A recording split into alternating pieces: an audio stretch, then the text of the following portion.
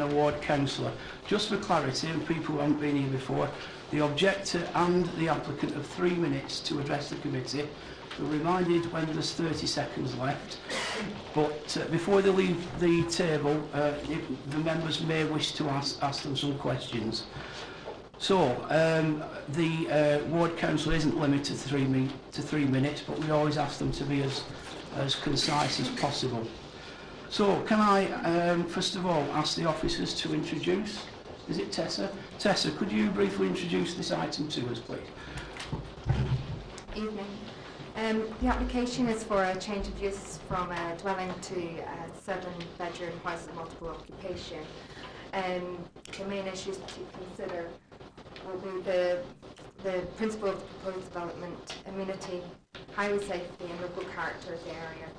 Just to note that it has been raised concerns from Councillor Briggs, Brock, Jacks and letters of objection have been received from 13 objectors.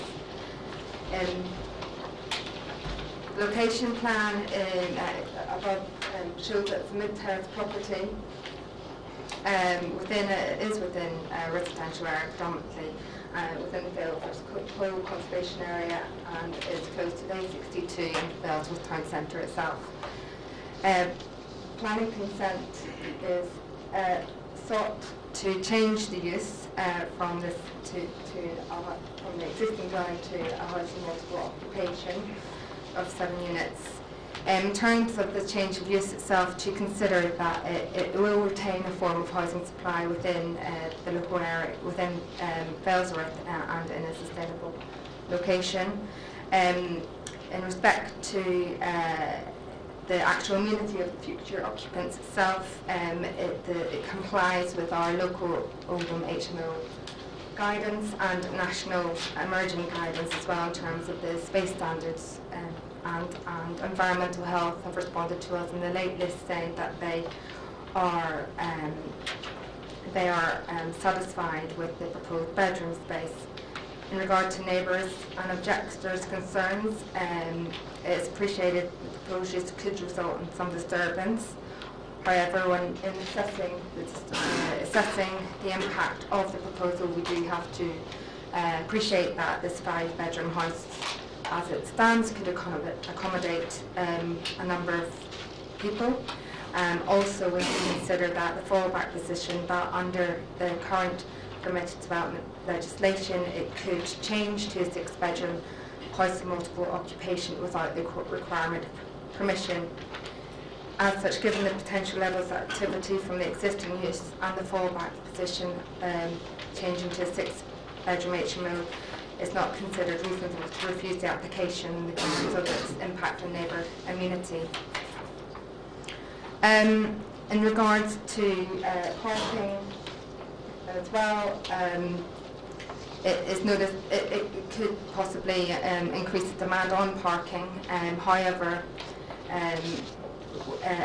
it's been assessed by a highway engineer and does not consider the impact would be detrimental to highway safety, and nor would it be significantly worse than a 6-bedroom HMO, which could be altered under permitted development rights. Furthermore, it's in a sustainable location. In terms of the character of the area itself, it's appreciated it possibly could be used on a more short-term basis, but it would be still a form of residential development within a residential area. On note to the physical alterations itself, there is a small rear extension proposed to provide a utility area. This is single-storey and it's quite modest in its impact, and in terms of that extension itself and some alterations to the roof lights, we don't feel it has an impact on the conservation area or on the adjoining residential properties given the scale and its siting.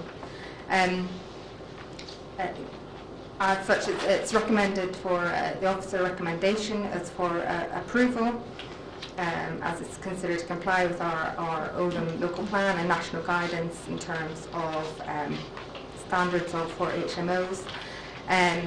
Conditions are proposed including refuge facilities, bicycle facilities and matching materials, and The final matter, just to note in the late list, as I mentioned before, that environmental health provided comments that they've no objection and consider the bedroom floors acceptable. Thank you. Okay, thank you, Tessa. Okay, we'll ask the speakers to address the committee now. First of all, the objector, Mr. Barry McGuinness. Mr. McGuinness? Right. Just to remind you, so when you're ready, if you just press the little button, the red lights will come on. You have 3 minutes to speak. What? Yes, that's correct. Thank you. Good evening. Sorry, just a sec. I'll just so you're absolutely. You can sit down if you wish as well. You don't have to stand up. That's entirely up to you. We will remind you only 30 seconds left, and it might sound rather rude, but we'll let you know. And then after that, there may be questions. Yeah. Okay. Thank you very much. Thank you. Good evening, ladies and gentlemen. We've read the officer's report, and there is mention in that report that refers to the area, the impact of this development on the area. What we'd like to point out is the Fellsworth Pole Conservation Area is actually quite small, not encompassing the whole of Pole Lane, but specifically including numbers 4 to 18 because of their uniqueness as large family houses. In fact, the only terrace of such houses in Failsworth. Therefore, the impact of this proposal would be quite significant in such a small area. Pole Lane as a whole, Florence Street and Main Street, all affected by the proposal, is an area of family housing. Approving a large HMO is effectively, we consider, creating a business within that area. Seems to find the face of the principles of the conservation area, which not only relates to the structure of the buildings, but the character of the area, and that character is family residential. Further, we think converting the house would result in a loss of amenity by removing from the housing market one of the few houses in Failsworth suitable for a large or any family. At a time when children are remaining longer with their parents because of the shortage of family housing, this applicant does nothing to ease that shortage. Again, reference is made in the development plan to a mix of properties within an area. I'd also like to point out that the Oldham Local Plan Monitoring Report 2016-17 notes only 53 properties with 4 or more bedrooms were completed that year. It was agreed to continue to encourage the provision of larger family 3-4 plus bed accommodation, noting the need for larger family accommodation continues. We don't think that a mix is actually achieved by reducing the stock of an already limited number of housing types. The developer makes reference to proximity of community amenities without mentioning most of those amenities are family orientated, e.g. the junior and secondary schools, youth centre and Jelly Babies nursery.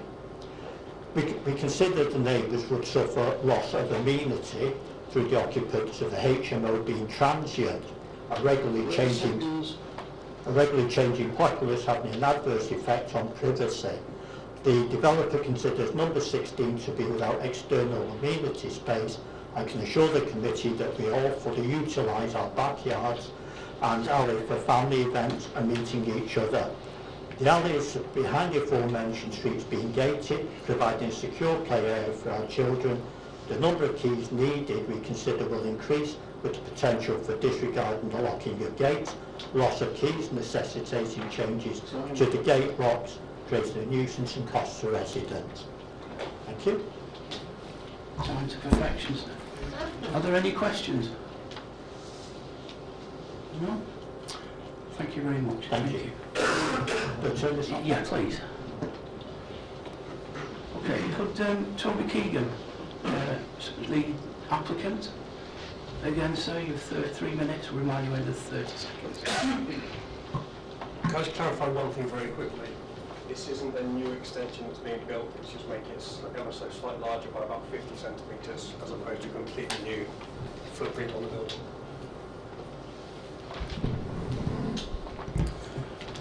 Good evening everybody. This application is to convert an existing 5-bedroom property into a 7-bedroomed, 7-person HMO. It will include a small infill single-storey extension to the rear ground floor and replacement roof lights. The rooms will be en-suite, fully furnished, high specification accommodation for professionals, all applicants will be fully vetted prior to acceptance. Should planning be granted, we know the planning department will seek to agree a number of conditions which our client is more than happy to embrace. We know the concerns have been raised predominantly around parking, refuse, transient tenants, detriment to the conservation area, property management and disruption during the building works. The planning department are clear that through local planning policy and by national policy, the property fully complies to post-census guidelines. Considerations have been given to traffic and highways concerns. In agreement with the traffic section, the proposed use for a 7-bedroom HMO would not increase traffic flows or parking requirements in the area. HMO tenants have a very low car ratio and the majority will rely on public transport, which in this area is readily available. The council's policy is to encourage sustainable transport, and as such my client will provide secure cycle storage. There's more than ample bin storage at the rear of the property, with tenants being absolutely encouraged to recycle. Recycling bins are provided in the properties as standard, but should any issues arise, in private waste collection will be engaged. As mentioned, the property will be of a premium nature, attracting professionals with good levels of disposable income and vetted prior to acceptance. The property will be well and strongly managed by Zest Property Management, who are Manchester's leading provider of professional house share accommodation. Zest specialise in high-end professional house shares with over 60 properties and over 250 professional tenants. There will be no detriment to the conservation area. 16 pole lanes have little work carried out to it, leaving it dated and in need of renovation. Therefore, this is an excellent opportunity to bring this permanent and tired building back into long-term use, which is not only sustainable and viable, but provides residential accommodation to help the council meet targets. Externally, there will be only improvements made to the area and thus cannot be deemed detrimental. Working hours for construction will be between 8 and 6, Monday to Friday, and 9 to 2 on Saturday, with no work on Sundays or bank holidays to alleviate concerns like disruption. There's a shortage of living accommodation within the area, and the council is failing to meet new and affordable home targets. 30 seconds. This type of quality accommodation is therefore necessary to ensure people stay within the borough and sustain the local economy. We'd also like to note that our client is investing approximately £80,000 on the repair work. The planning department believes this application fits all the criteria set up within the local plan. It complies with national policy, and such national policy framework states a proposed development that accords with an up-to-date plan should be approved. Therefore, I respectfully ask the committee to approve this application as recommended by the planning department. Thank you. Okay, thank you. Are there any questions? Yeah, okay, Dan. Thank you, Chair. Just a very quick one. How long has the property been not in use? Our client purchased it approximately 6 months ago. Okay. Any more? Yeah, Joe? Joe, prior to your purchase, was the property empty or occupied? Or was there any history available on the property from the council's point of view? It was lived in by a family. Okay, no more questions, thank you, sir. Can I ask Councillor Briggs to address the committee?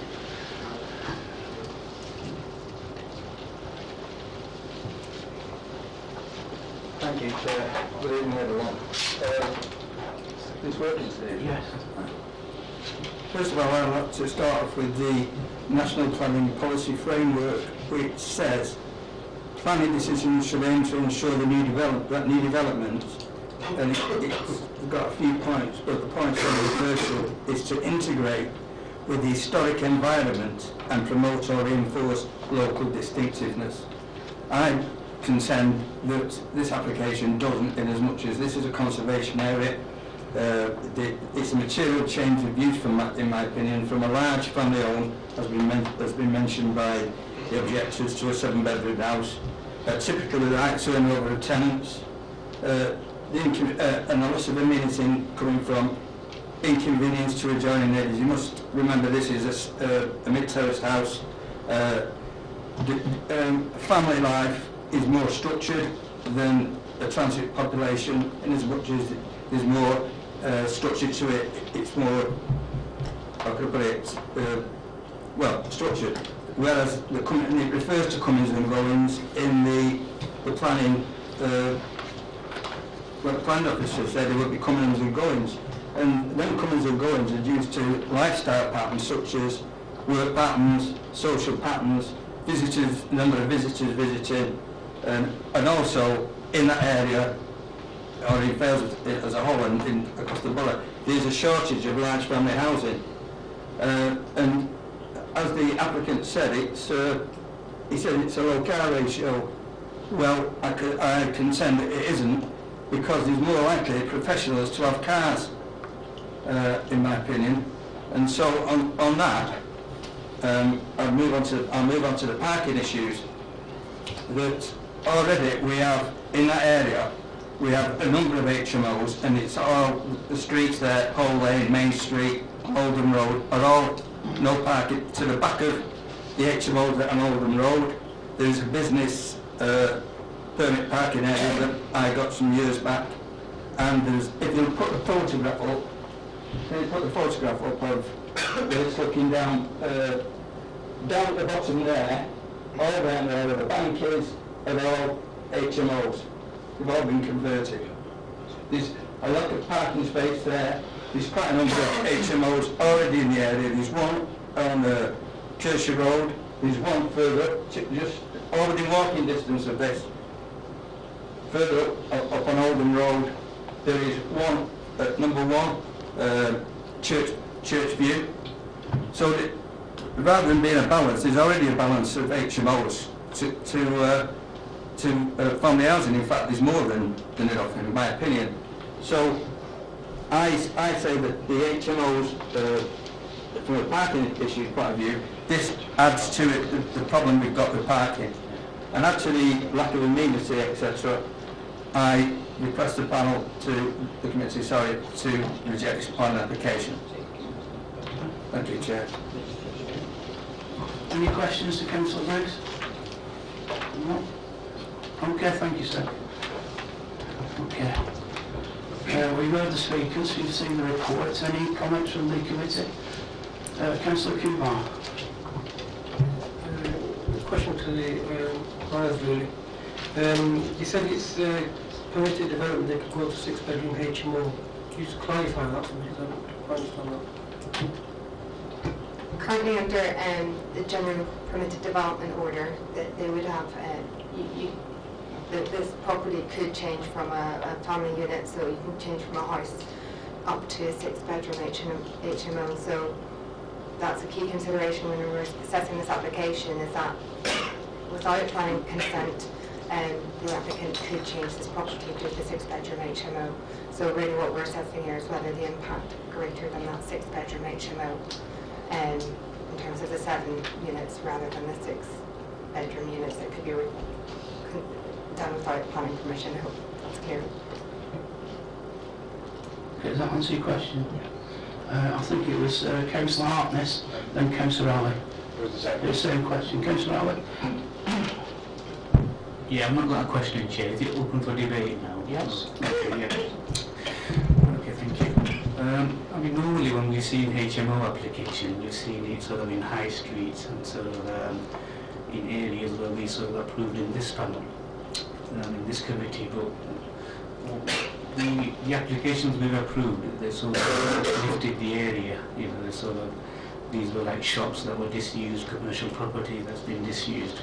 I mean, here what we've got is a family house, and certainly since I've been on the planning committee, we've not seen any applications of this nature. I mean, I actually agree with the objective here. I mean, this is a large family home, and nearby what you've got is all families, and the impact, I mean, that will have. I mean, I know what the planners are saying, that, you know, it could potentially change to a 6-bedroom without planning permission.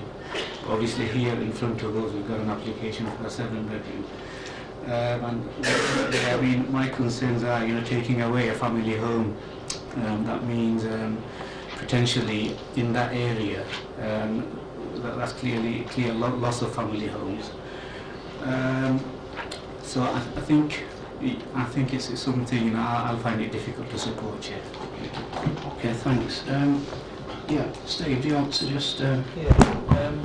I think, obviously, from what we heard from the objectors and from Councillor Alley, clearly there's some concern about family-sized accommodation and the loss of it.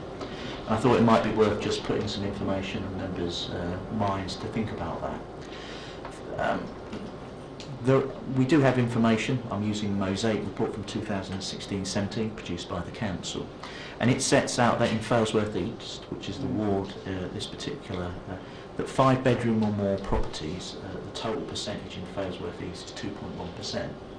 When you compare that to the Oldham average, which is 2.9%, and the national average, which is 6.3%, I think you already see that clearly in Failsworth East there is a shortage of family accommodation, even compared to the very low Oldham average. Just for the members' attention, it's very clear that one of the issues that we have in Oldham is we do have a substantial shortage of large family-sized accommodation, which we all know is much sought after by large growing families and by various sectors of our community. And you can see that from the Oldham average being 2.9% to the national position being 6.3%. And therefore, if you wanted to turn that down, you would have a position that by saying that essentially you would be saying that there was a scarce lack of this particular housing in Failsworth East as compared to Oldham and indeed national average, and you believe that that is more important than the turnover to an HMO.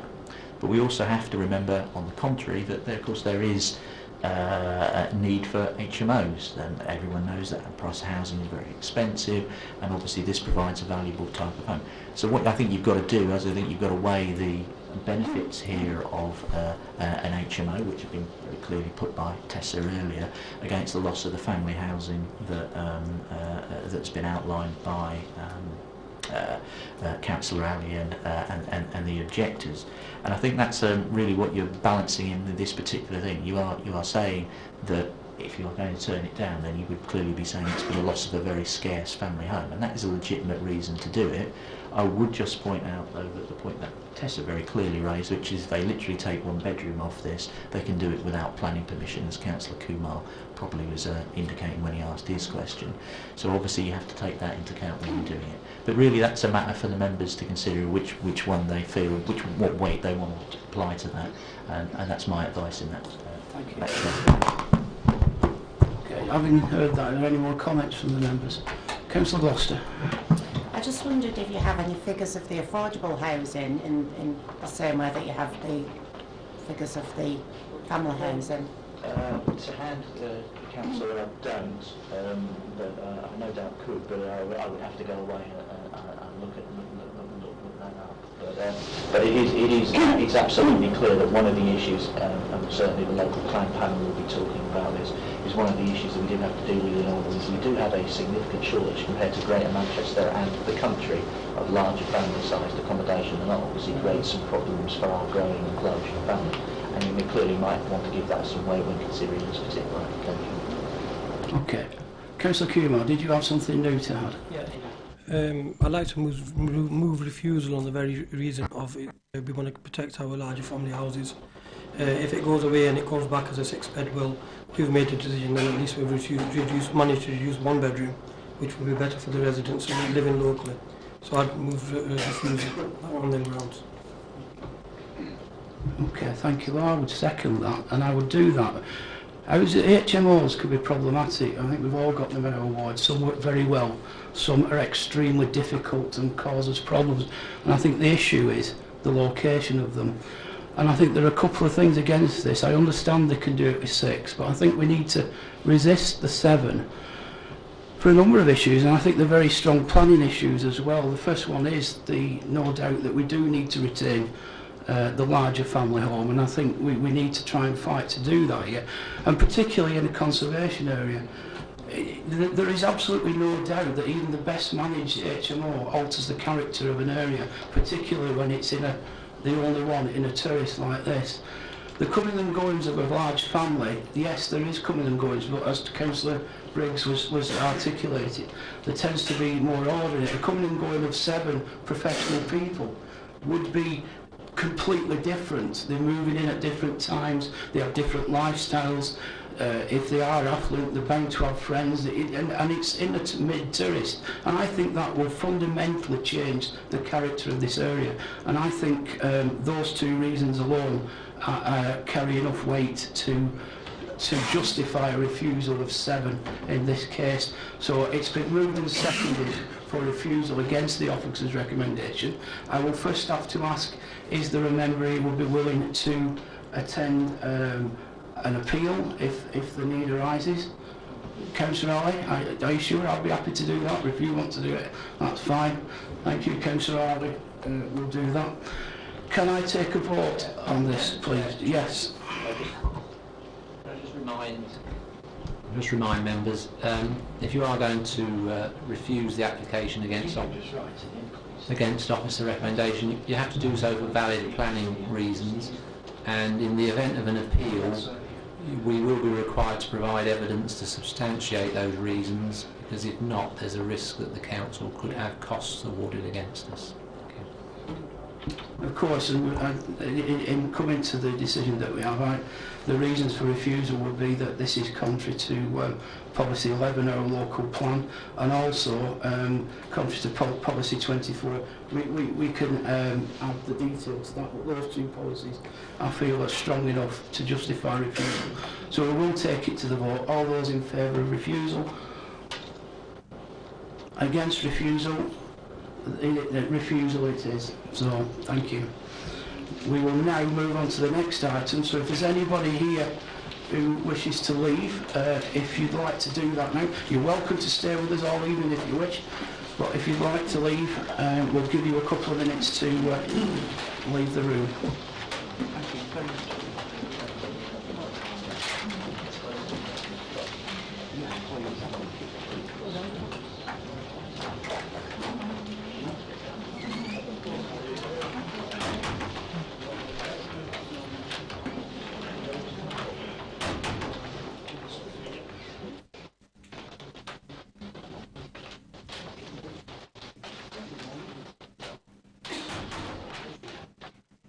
Right, okay, we're going to run through the items that have speakers first now. Are there any members of the public here that are here for a particular item? And we'll deal with that next, rather than have you waiting all night. Are the people... So you're for... Robin Hill, yeah? You're for the same. Well, what we'll do then, we've got speakers for item 7. We'll just run down the green list here where the speakers are. So we're going to look at item 7 now, which is on pages 15 to 24. This is the Robin Hill Youth Club. We have one speaker, an objector, and which officer's just going to run through this one? Is it Tessa? Thank you, Tessa. The application at Robin Hill Bangladesh Youth Club is for demolition of the existing youth centre and the erection of a 3-storey apartment block to provide 14 two-bedroom flats. The main issues to consider are the principle of the land use, viability, and the open space contributions, the design and visual amenity, neighbouring amenity, and access and parking. There has been one representation received with concerns with the proposal. The site is located off Trafalgar Street and currently occupies, it contains a vacant building and there's surrounding amenity space. Within the area it's surrounded by, it's predominantly residential, surrounded by existing residential flats and terrace properties. And just to note, there is quite significant level differences between Onslow Close at the top there and the site itself. Just give a background of the feel for the area. The proposed apartments contain 14 two-bedroom flats. They're going to be an L-shaped block facing Trafalgar Street and Onslow Close. There has been undercroft parking proposed with 13 spaces within the site. and some amenity space for use of the occupiers of the proposed flats to be provided to the side of the plot. Bicycle and cycling provision would also be provided now to the rear of the site rather than previously opposed, so there will be facilities for cycle and bins to the rear. In terms of the principle of the use, it's within an established residential area within a sustainable location with close proximity to transport. It provides an opportunity to help Oldham's housing market supply within the area and wider borough. So it's considered acceptable in terms of land use and with benefits of sustainable development. In terms of the open space aspect, a viability report has been submitted and has been concluded that the costs of the development of the site and the expected low sale values of the area would make it difficult to enable us to request for any payments for public open space. It's considered payments for public open space would render the site unviable. As such, in this case, we've not requested a public open space contribution. The design, the design is within. There's other neighbouring residential apartment blocks, and it feels like the mix of the kind of scale and the setting of it is generally in keeping with the street scene. And there has been alterations to provide some render and fascia and brickwork to break up the appearance of the actual massing of the building. In terms of the neighbouring properties, there's no amenity concerns with Onslow Close itself, given the kind of layout of those properties.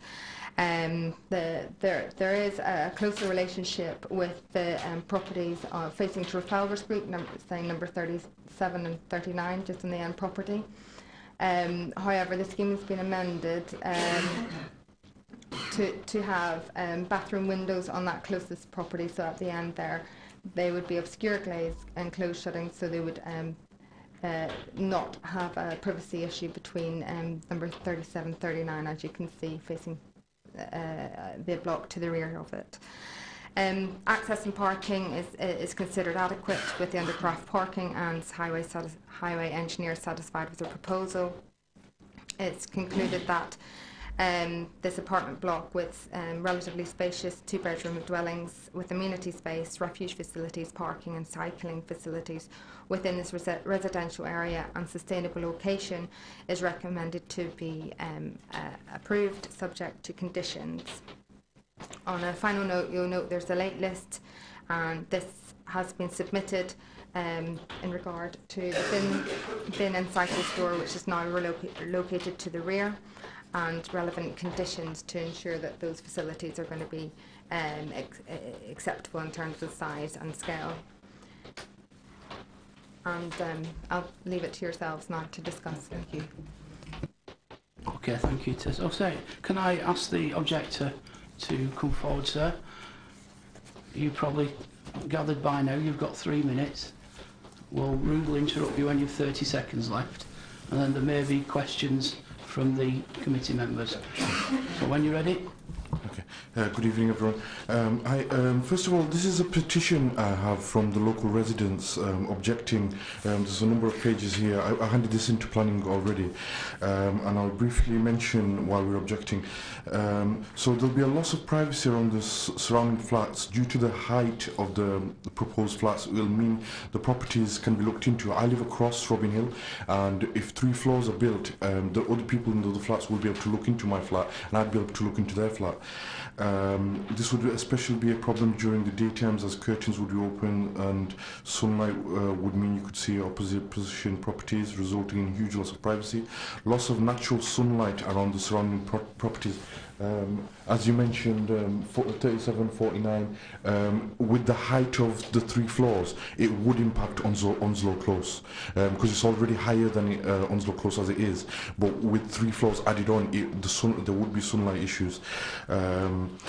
Also, loss of a huge amenity. Coldest is, you might have seen the article in the MEN newspaper, is the most deprived area in the whole of the UK, and the loss of a youth centre like this is a massive thing for the community. It will be lost to children, community members who already have any local buildings where they can express themselves. There are no other youth clubs in the proximity of Coldest. Appearance of the area will change. It'll make it look more built up, more densely populated. The Clarkwell estate is densely populated, and this addition of residential properties will make the area overcrowded. In an already tightly packed area, overcrowding will definitely occur. The Clarkwell estate has almost complete majority of family residents, and adding 1 or 2 bedroom properties will change the makeup of the area. So you'll have, again, like you said before, young professionals. They'll have different lifestyles, different timetables.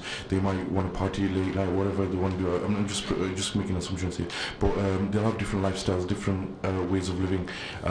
It won't match up to what the community already has, which is surrounding residential areas, family. It's all family, to be honest. I don't see any single residents there. We already mentioned this before on a previous application, overcrowded parking. I sent photos in during the daytime where it's completely overcrowded in that area for parking, and there's a factory where people park, but they've addressed this by having underground parking. But that's all our objections, and if you want the petition details, I can hand this into an.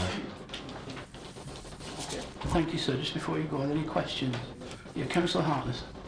Thank you, Chair. Just wanted to know, could you just tell us a bit about what happens on the site at the moment and the surrounding open spaces? Yeah, the open spaces are left empty, and it used to be a youth centre for the local youth, and it was put on auction when the financial crisis hit. The council couldn't support it.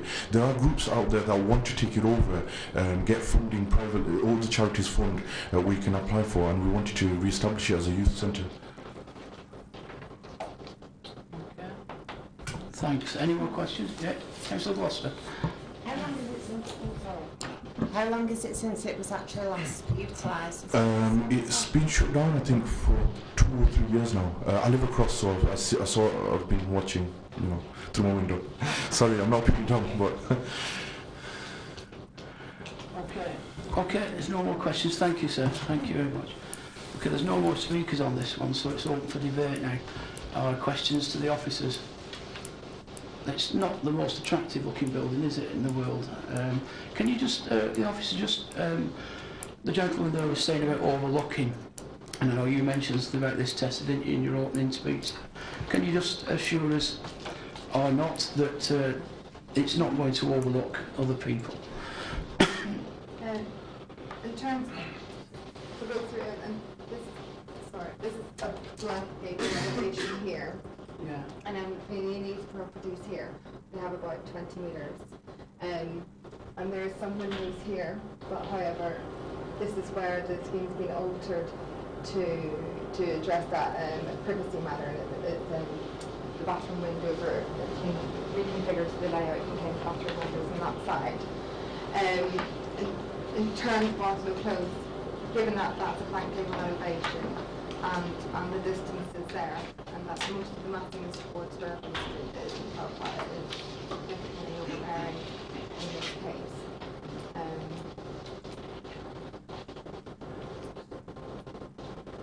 And it's an empty space at the moment, isn't it? Anyway, it's that old building, isn't it? That's still in existence, yeah. Okay. The windows, the frosted windows that you mentioned, if they weren't frosted, would that then be a problem with overlooking? Tessa, could you just... It would be intermittent. Yeah. It would be intermittent overlooking because they are set at a kind of angle to each other. But the officer in assessing it felt that to be considerate of that, to design that element he has requested for that change. Yeah. Yeah, sure. Chair, personally, I feel a bit uneasy with this particular application because I think what's being proposed is similar to what's already in that particular area. There's a lot of overdevelopment in that area already, and there's the demand. If you go back to the Mosaic report that Steve referred to in the previous application, the demand in this particular area is for large family houses and not for 1 or 2 bedroom apart flats, wherever you can consider. And personally, I feel a bit uneasy with this particular application because there's demand for large family houses, and you can easily fit 3-4 houses on that particular site, which will the developer's probably looking for a mass development to get their return on it, and on that basis I feel a bit uneasy. I think Steve's just going to come back to you on that one there. Sorry, yeah, sure.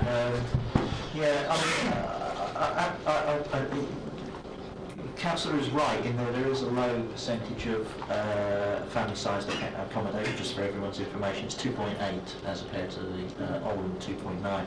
But we've also got to remember that there is a need for smaller size accommodation, and this site really wouldn't take that amount of numbers. It's 18.1% of 1 bedroom, and I think it's 33% 2 bedroom, both of which are sort of around about the Oldham averages for our inner areas. So I'm not sure I'm not sure we'd be able to justify it on the mix of units. And I think the key thing to remember here is we all know about the fairly substantial problems that we have in making our housing numbers and our housing need. And we do have to make difficult decisions around this, and everyone will be aware of a debate about using our green fields. Well, here we have a brownfield site that is available, that is suitable for housing. I don't think anyone would dismiss that. And I think therefore we have to give that some weight in our calculations. And as a consequence, I think I fairly strongly support the recommendation myself in this instance, because I think it does meet a housing need. Whilst it's never great losing, I think the objector mentioned losing a community facility, and that's never easy to do. It's fairly clear that it hasn't been used for some time, and because of that, I think that you have to have weight, Chair, for new housing, because we do have to build some new houses at some stage. Okay, thanks. I think it's important that when we do consider refusing, that we need to have planning grounds. We can't just refuse because we feel like it. I've got a couple of speakers, Councillor Hartness and then Councillor Kumar. Yeah, thank you, Chair. Talking about the public open space, and it suggests that there should be there would have been a figure of around £61,000 attributed to that, but for financial reasons it wasn't appropriate. Now I know we get in Saddlewood, we get quite often developers pleading this sort of thing, and they may have more of a case here, but I'm a bit uneasy that they don't, with the loss of a community asset like this, that they don't contribute anything towards public open space at all. Councillor Kumar, do you want to? Well, we'll come back. Is that something you could answer for us? The public open space. It does seem a little bit of a, a little bit cruel that we take. Well, somebody takes this away and then can't put anything back, particularly in a area like this. This will be down to the viability of the scheme, I guess. Yeah, perhaps through you, Chair. As part of this application, as you know, many other schemes that are put forward, the applicant was required to put a viability assessment in. That's been assessed by our officers in the light of national guidance on how we would actually view the extra costs. For instance, obviously it's a brownfield site, there are potential additional groundwork costs and so forth associated with that. So the decision not to require a financial contribution isn't just a general one, it's one that is based on financial information and a full assessment of that financial information. So it is unfortunate, but unfortunately as well, it's a fact of life these days that in terms of bringing forward development, you have to accept that there are particular consequences for that if, in refusing an application or requiring a financial contribution, you will make it unviable and the development itself cannot take place as a result. Thank you.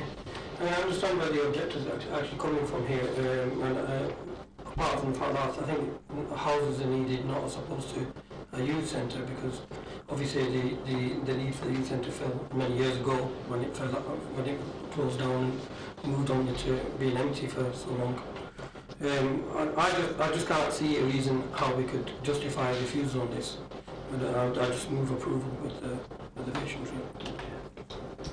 If there's no more comments, you've got a comment. Thank you.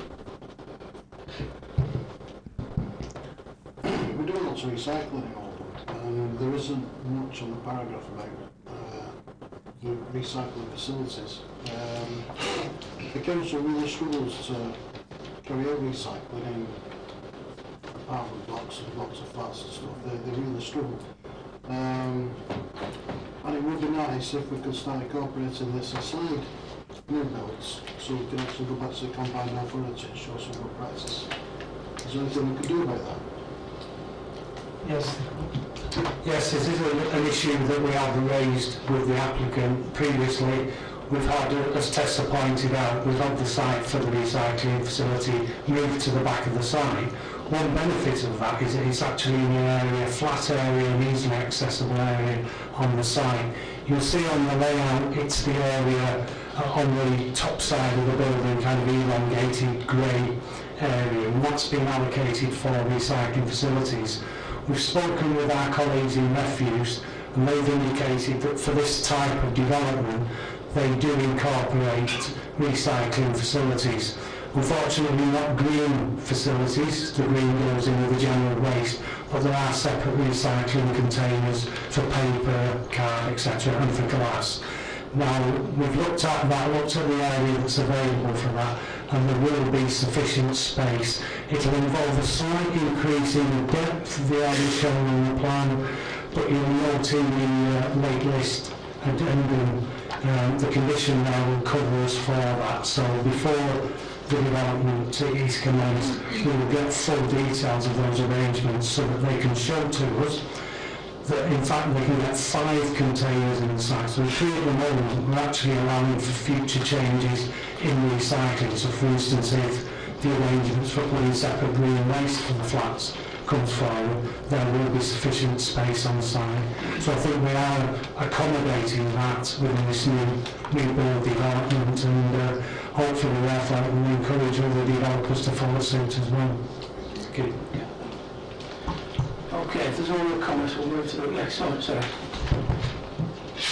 Chair, based on your previous comments, and I'm not against the actually developing that particular site, but my sort of views are based on the fact that this particular neighbourhood is already overdeveloped, and therefore this kind of development I think is the wrong time based on overdevelopment and loss of amenity. I'd like to recommend refusal. Okay. Do we have a second? Do we have a second for that? For refusal against officer's recommendation? You second that, okay. Okay, well we will take it to the vote then. We'll deal with, sorry. Alan? Well, Chair, if you want to deal with the first approval recommendation, because that came first, so you should take that first. If that fails, Chair, I'll then move on to the second. Yeah. Okay, yeah, thank you. Okay, well we'll take it to the vote. And I think I agree with Kelsey Kumar. I'm not comfortable with the design and the market. It just doesn't look very nice, but I can't think of a single planning reason to refuse that. Sorry. Yes, I did. Yeah. So it's been moved and seconded for approval in line with the officer's recommendations. Can I have a show of hands for approval?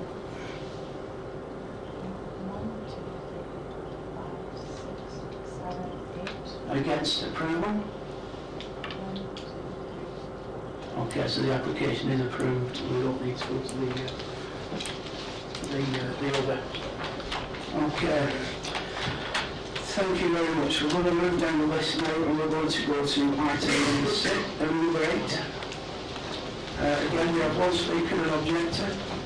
Chris Fable. Is Mr. Fable here? Is he? Chris Fable? Oh, here he is. Is it? No? Well, in that case, if we're not speaking on this, we'll move to one that we have.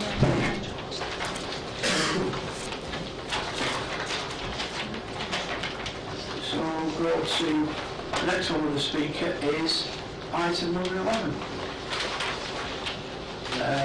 We have an objector, Mr. Lees, but before we move into that, this is pages 61 to 66, 25 Lovers Lane. Mr. Lees is the objector, but before we ask Mr. Lees to address the committee, is this... Thank you.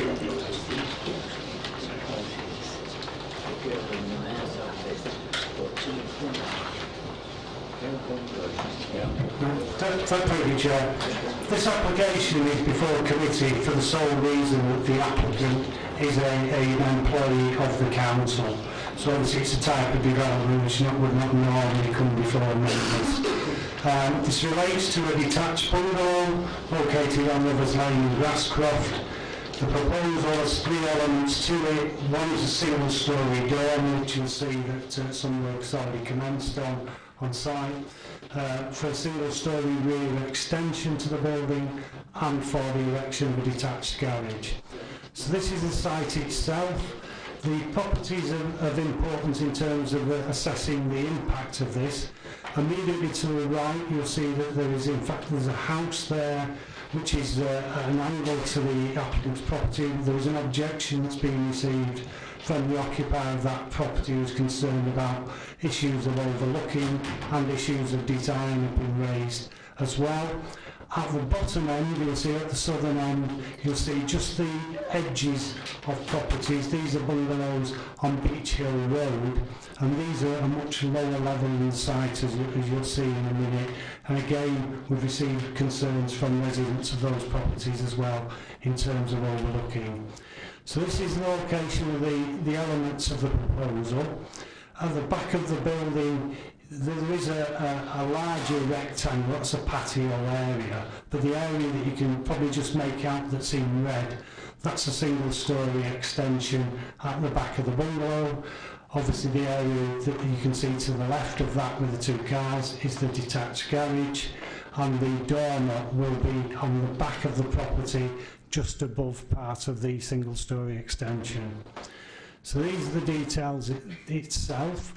As you can see, the second picture along, that's the rear elevation as proposed.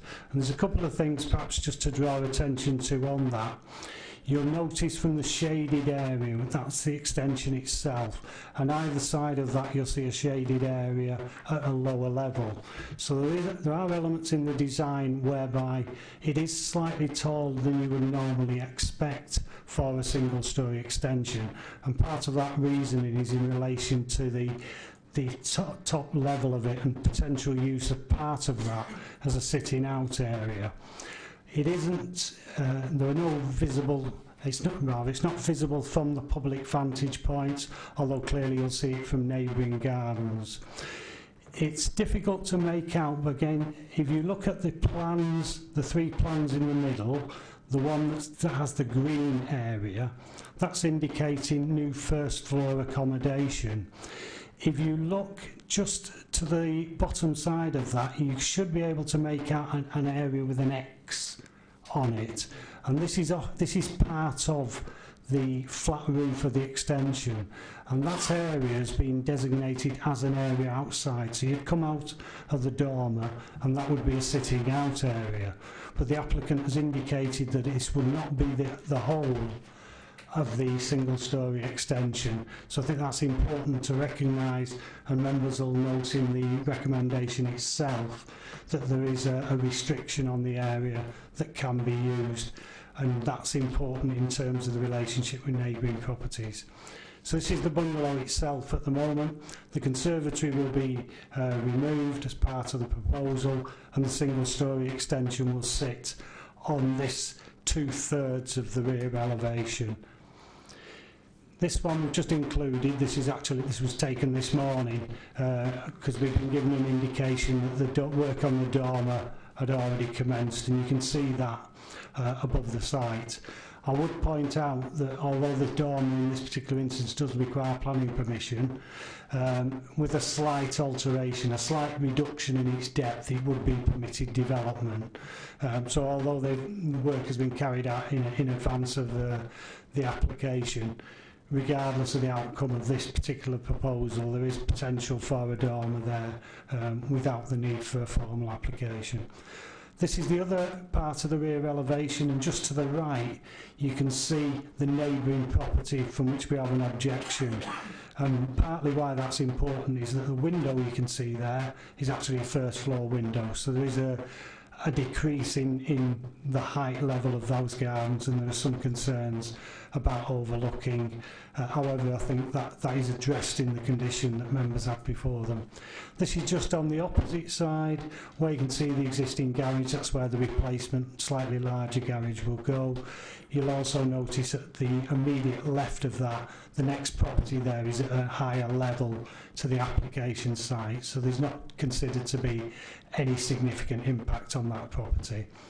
Now this is looking from the back end of the property. Appreciate it's difficult to see. You can see the fence panels at the back of the site. So this is the length of the rear garden. So it's actually quite a substantial garden. And you'll also note that you can actually just see the roofs of the properties on Beach Hill Road, and they are set at a lower level within the site, and I'll explain later on why that's important in terms of any potential views, and also the distances as well to those. This is slightly closer, so this isn't actually at the extension, this is walking down the garden, and again it shows you how much lower down those properties are and the angles of view that would be possible between the extension and these properties. And again, this is just moving further round to show you the properties along 4 and 6 Beach Hill Road. So the main issues with this: principle of development, the design and appearance, and the residential amenity of the site. Thank you, Chair. Thank you. Okay, thanks for that. So, could I ask Mr. Lees?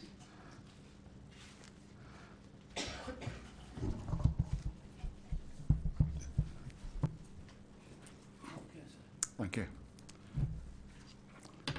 Part of this application is for the extension, which in itself would not have caused any real objections from the affected properties. The strong objections are to the use of the roof as a terrace, which would overlook several properties, including number 23 Lovers Lane, leading to a loss of privacy. Because there's a 1.6 metre difference in ground levels, a tall hedge was planted over 35 years ago that gave privacy to each property, number 23 and number 25.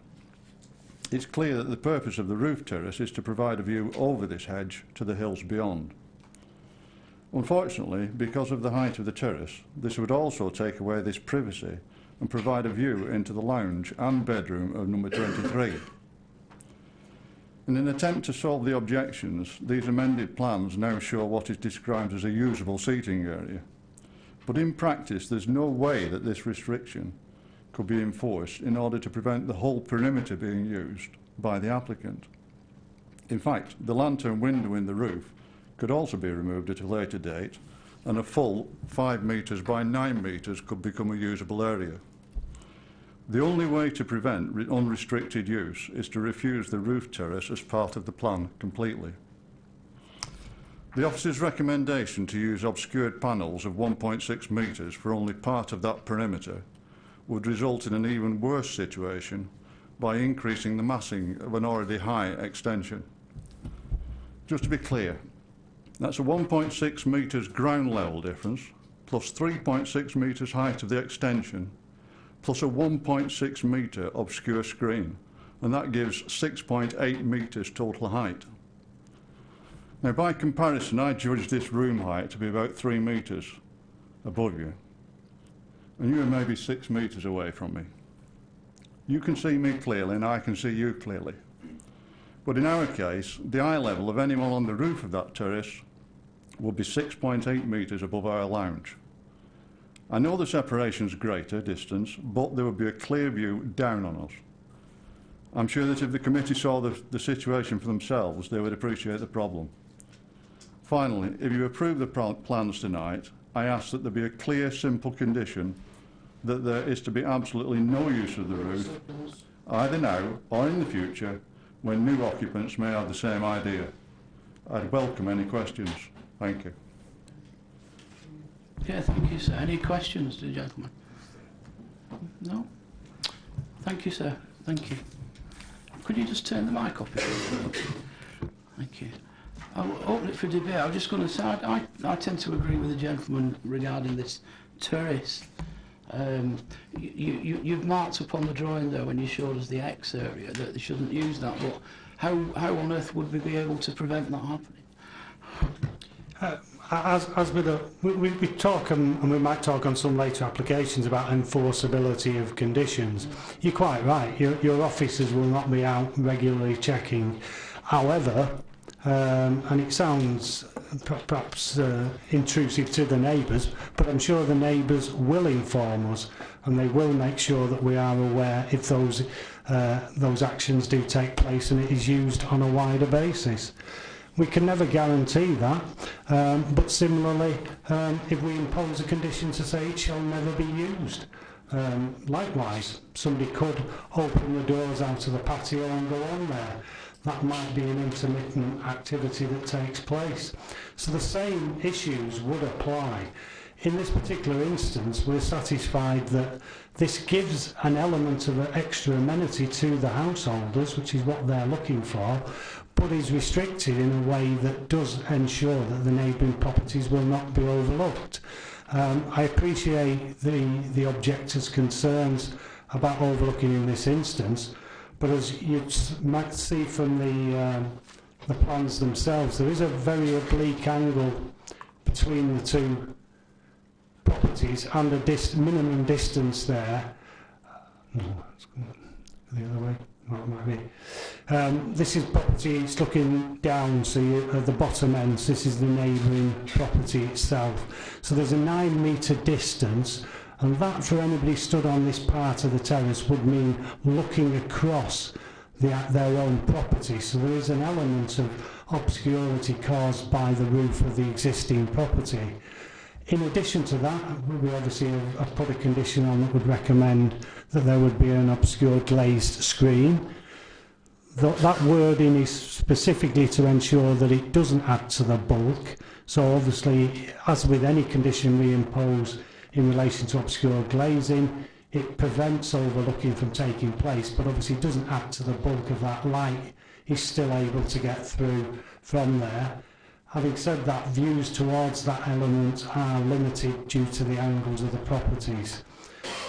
We haven't heard obviously from people today at Beach Hill Road, but as I say, the distances to those properties and the set out in the report are well in excess of what we would normally require for to prevent a loss of privacy to those occupiers.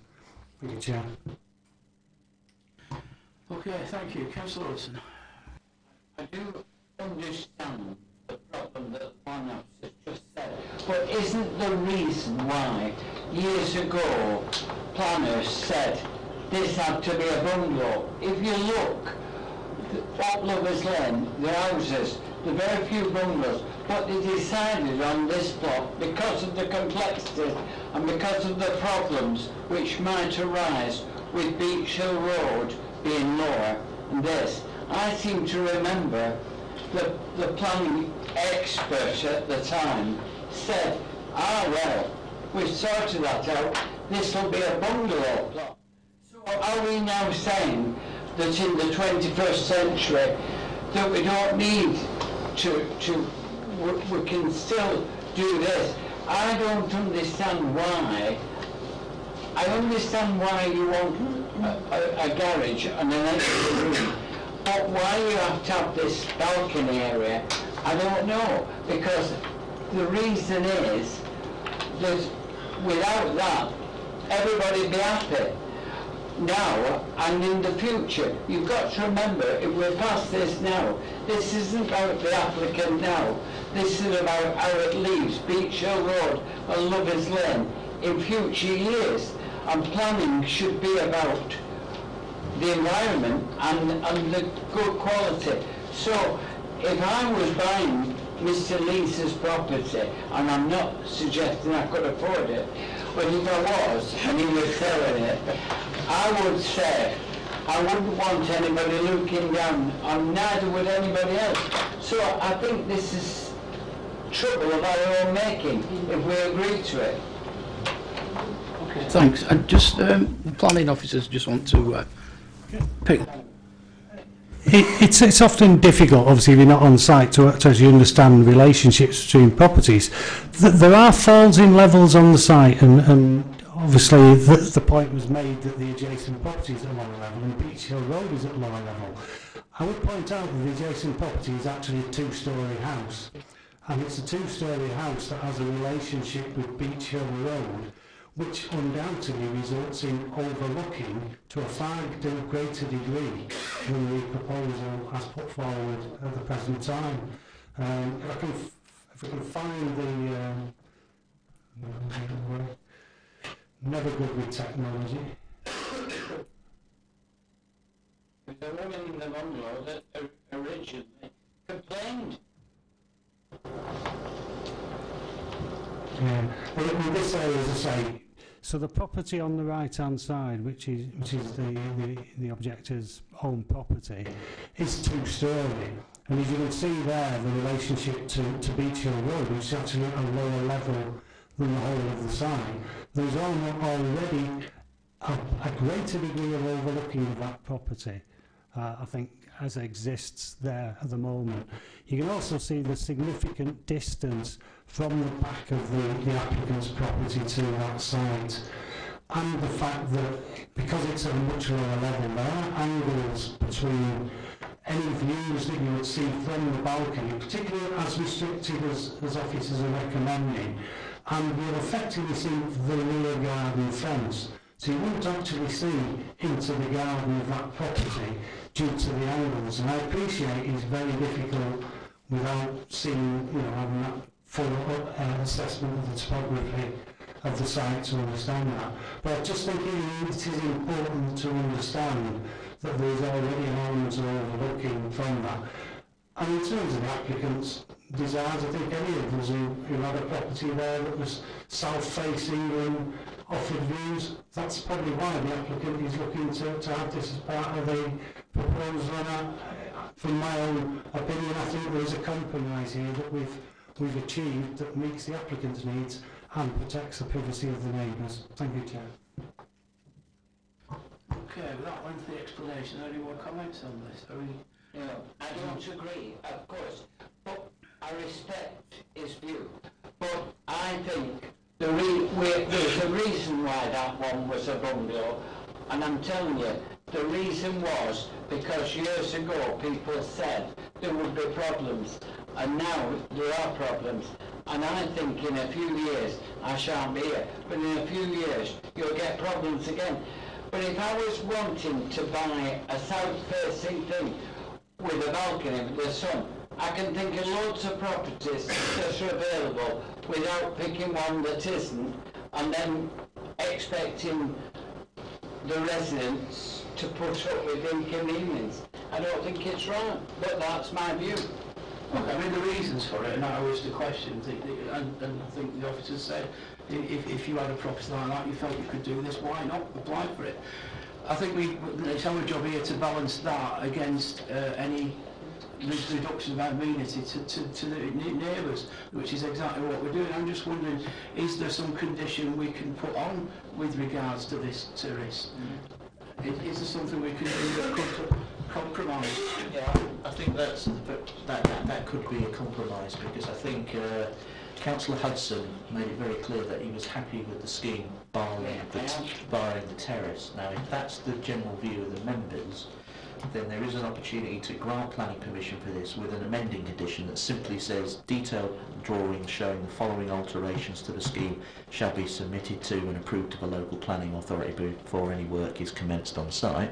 And that amending part would be simply removing the roof terrace, which, if that was the position, obviously support Graham. I've been to the property, I know that I personally don't think there's a problem, but if the members feel that that is a problem, then that allows you to approve the scheme with that minor change, and that might be something you want to consider. Well, I'm going to move that condition. Are you seconding that? Is there any more comments on the application? No? Can we go to a vote then that we will approve with that additional condition as explained to us by the head of planning? Can I have a vote on that? All those in favour? That's unanimous. So the application is approved, but we need to amend that condition, and I'm sure hopefully everybody will enjoy living in that area. Thank you. Okay, we'll swiftly move on. The next item with the speaker is item number 12, pages 67 to 80. We'll just give people 30 seconds or so if they want to, anybody who wants to leave the room. And if anybody wants just to top the glasses up with water. And then it's Byron Street next, yes.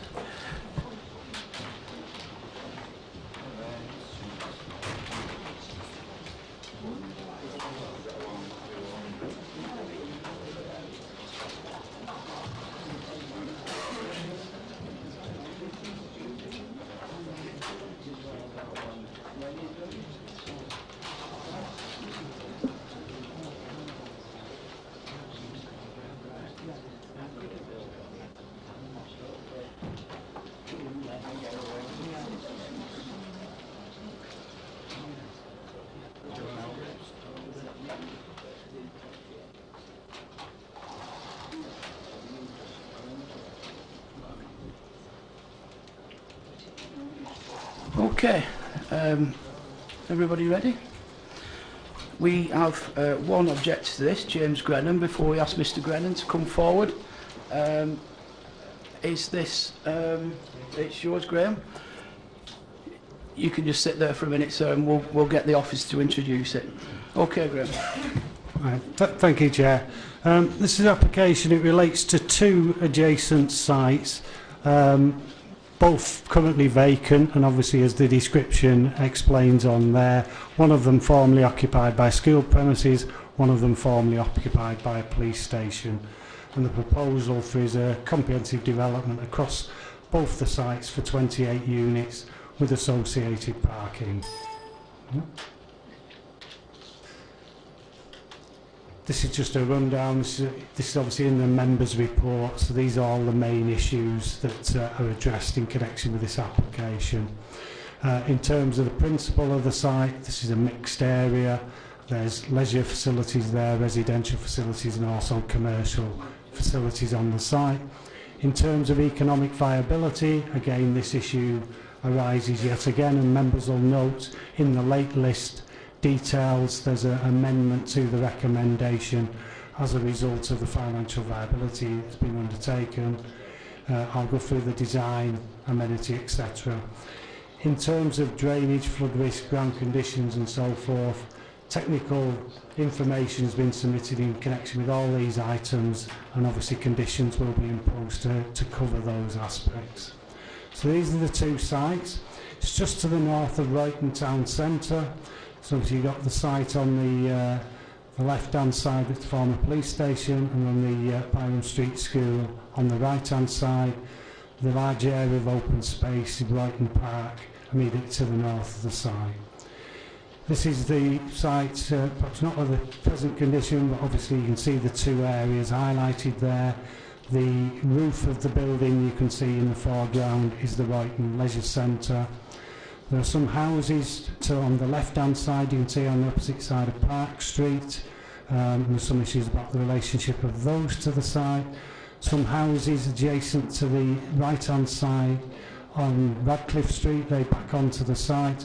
And there are some flats on the opposite side of Byron Street.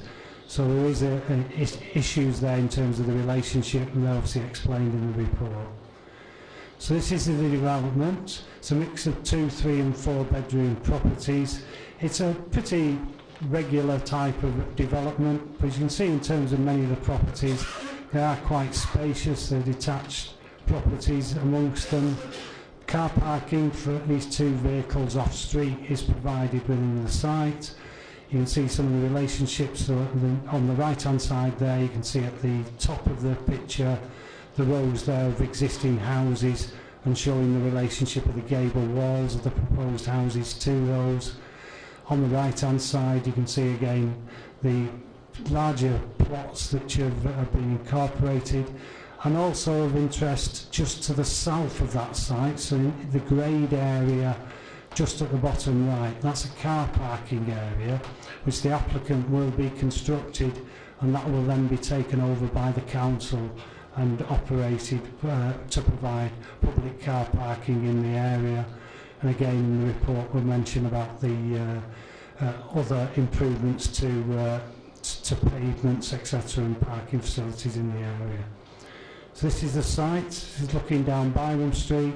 Site obviously on the left hand side, and you can see on the right hand side at a fair distance the backs of existing flats. The separation distances there all again meet the council's normal standards. This is just looking over the other side of the street, so you can see those properties. Again, standard 2-storey properties which reflect those that are being proposed on the site. This is just again another view of the site, and you can see the leisure centre building, which is obviously a much taller structure in the background. Moving towards that, the area you can see now is the area that would be provided for the 18-space car park, so that will go on part of this facility. Again, looking down across the site, so we're looking down towards the back of the leisure centre. This is again another view across the site. This is showing the open space. This is now on the Radcliffe Street end of the site. So obviously the green area, which is currently a smaller area of open space, that will be incorporated into the development. The former police station site is just behind that, behind the trees you can see. And just to the right, it's obviously out of shot. You can see on Park Street there are some houses there which face towards the site, but are set back from this frontage. So again, another view. This is the open area of the site with the leisure centre on the right hand side. These are the types of properties, so there are 5 different house types incorporated on the site. As I say, there's a mix, predominantly 3-bedroom, but there are 4-bedroom and 2-bedroom units there, so it's exactly the type of mixed community that we're looking to establish. These are properties that have got some space in the roofscape, so obviously but primarily 2-storey. These are 4-bedroomed. Again, smaller property, smaller house types. And again, back to the layout. Thank you, Chair. Okay, thank you. I'll invite Mr. Grennan to address the committee, sir. Hi, I'm Jimmy Grennan. I live in one of the houses on Radcliffe Street, and my main issue is the parking. But originally, when the Byron Street School was designated to be knocked down, they did say that that land was under some sort of trust or covenant and was to be used for the people of Royton. I feel that this scheme is not suitable for the people of Royton. I think it's a cynical approach to it, actually, and it should be low impact or social housing or something along them lines with car parking integrated into it. As part of the title of this, and it says there's residential development for 28 units and associated parking. I feel that they're not actually bringing any parking to this at all. All you're doing is moving the parking, existing parking, away to access the new parking, as in all these side roads where people are parking now want to be kept clear for people's drives into all these car parking spaces around the area. So the parking down in that part of Radcliffe Street is already serving the health centre, the leisure centre, Royton Market, Royton Park. Yeah, and if you have a look, if you can put up the full map of all the developments, you can see how much parking is around there, and it's all full. There is no space for any more cars. So if anything, it's a bit better served to be a car park if it couldn't be low impact housing or anything like that. Yeah. Also, there's the development issues which the people on Radcliffe Street, Park Street, etc.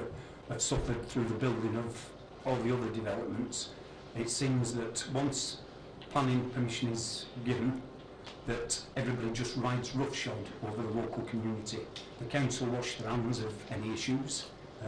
I spoke to somebody on the environment about an issue I had went with a build on the health centre. He didn't even return my call until that health centre had been built and all the works had gone away. It was like 6 months after I'd rung him with an urgent issue. And it's the planner's responsibility, and when you go to the planners, they wash their hands of it. And I think that if there is a build on there, it needs to be carefully monitored with an eye to the local community. Yeah. One last issue on that as well is if planning permission hasn't been granted on this, there's been a lot of work carried out already. And one of the first instructions we had were that any work would be done between normal 5 hours, etc., no weekend work. And they've actually done some pile driving at 7:20 at night, and they haven't even had planning permission yet, so I don't know why that pile driving took place, but it didn't start till 7:20 at night. And I went round and spoke to the guys, and they just said they were testing the pile driver. So they actually stopped and left the site the morning after the pile driver was removed. But I don't understand why it was there in the first place. Yeah. There's been a lot of work on that site to say they've not had planning permission. They've took fences down, they've put other fences up, they've imported soil to put down before the soil or ground analysis was done. So there's been a lot of movement on that site already to say they don't have planning permission. Okay, thanks. I think we can we'll deal with those issues. Are there any questions? No? Okay, thank you, sir. Okay, could you just turn the mic off before you go? Right. Okay. There's some of the. I mean, this was my old school, Byron Street, and this area has caused some problems in the area. It's a very busy area through the day, and I have to say that the ward members have been worried about what could potentially go on this site, particularly the density and the government's wish to increase density in a town centre. And I personally think that we've got a reasonable deal out of this with the space and the type of houses we've got. We've also made sure that the builder provides that extra car parking there. It's not ideal, but it's something special there.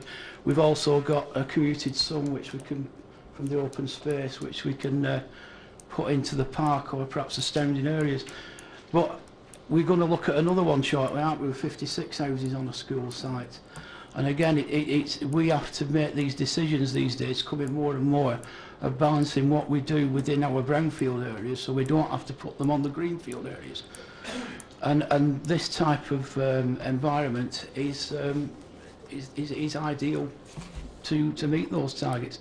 So we've also had a similar development built recently around the corner from this by the same builder, and they were quite good, but I do know there have been some historic faults with builders, particularly on the leisure centre, that did cause a lot of annoyance to the residents, and we would like to avoid that. So it's open for debate.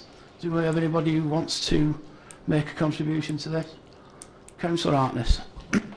Yeah, it's regarding the affordable housing, and I know that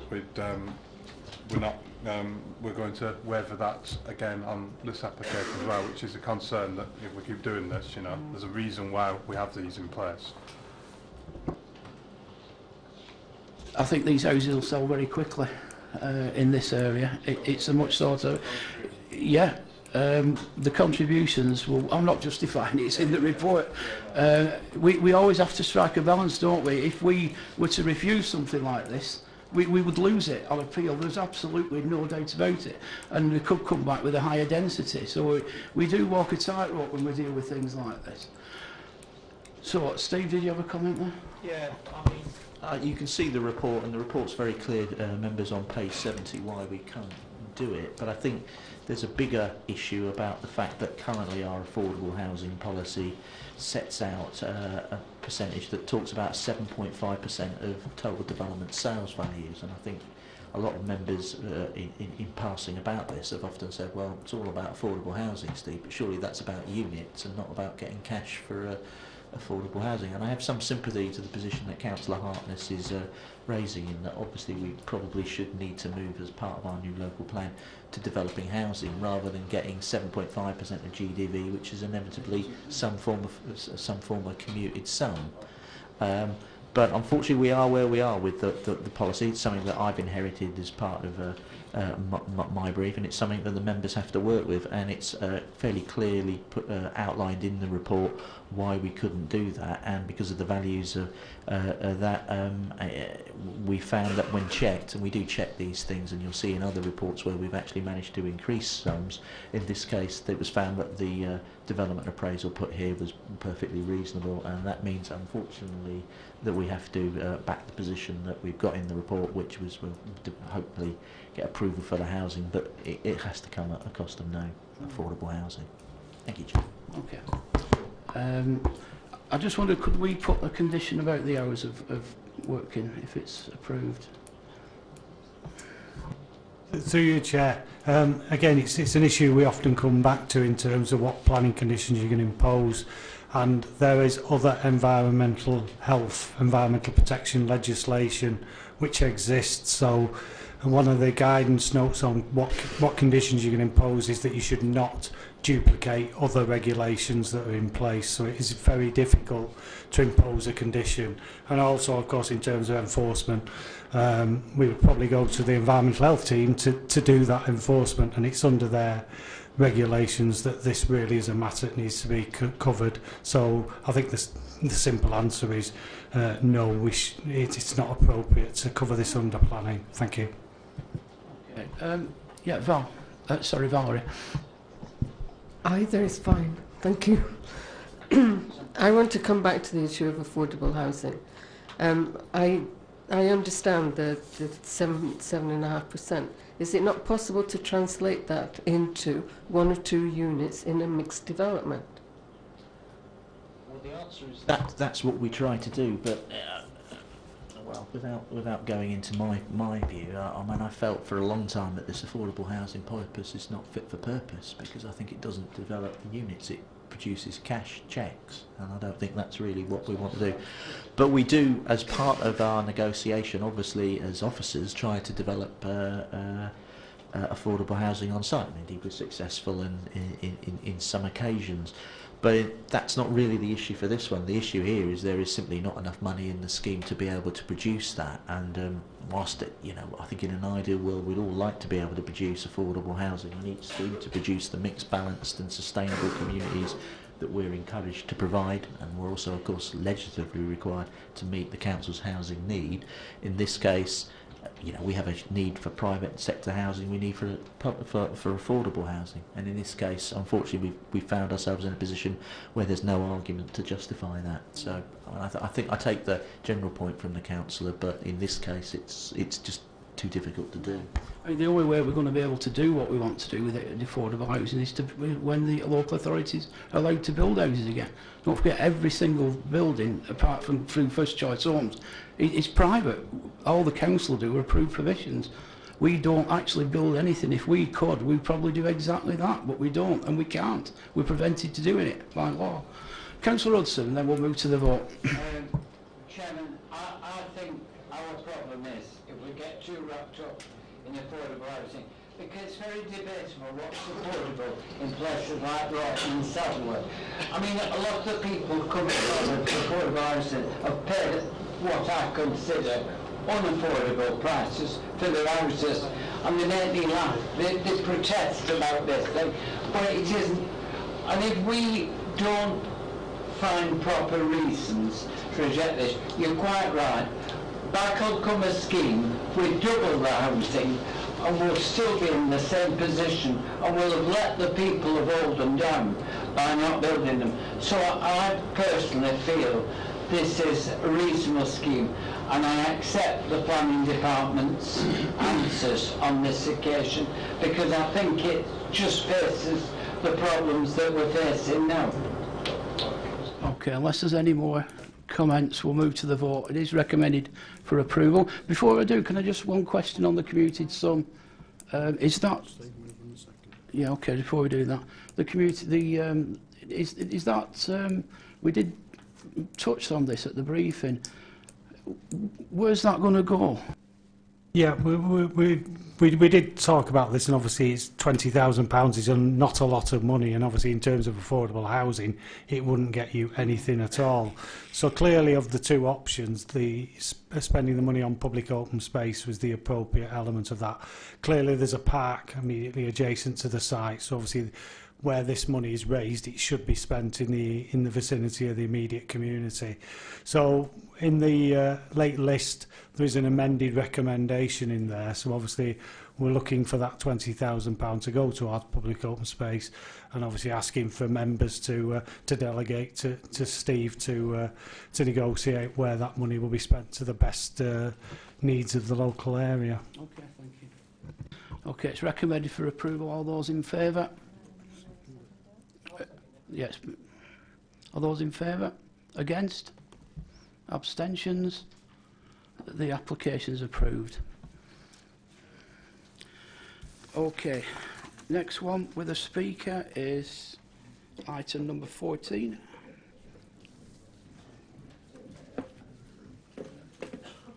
Land at Buckstones Road. We have one speaker, and I think it's the applicant. Mr. Trippier? Sir? If you'd like to come to the front, the officer will introduce the item, and then we'll let you address the committee.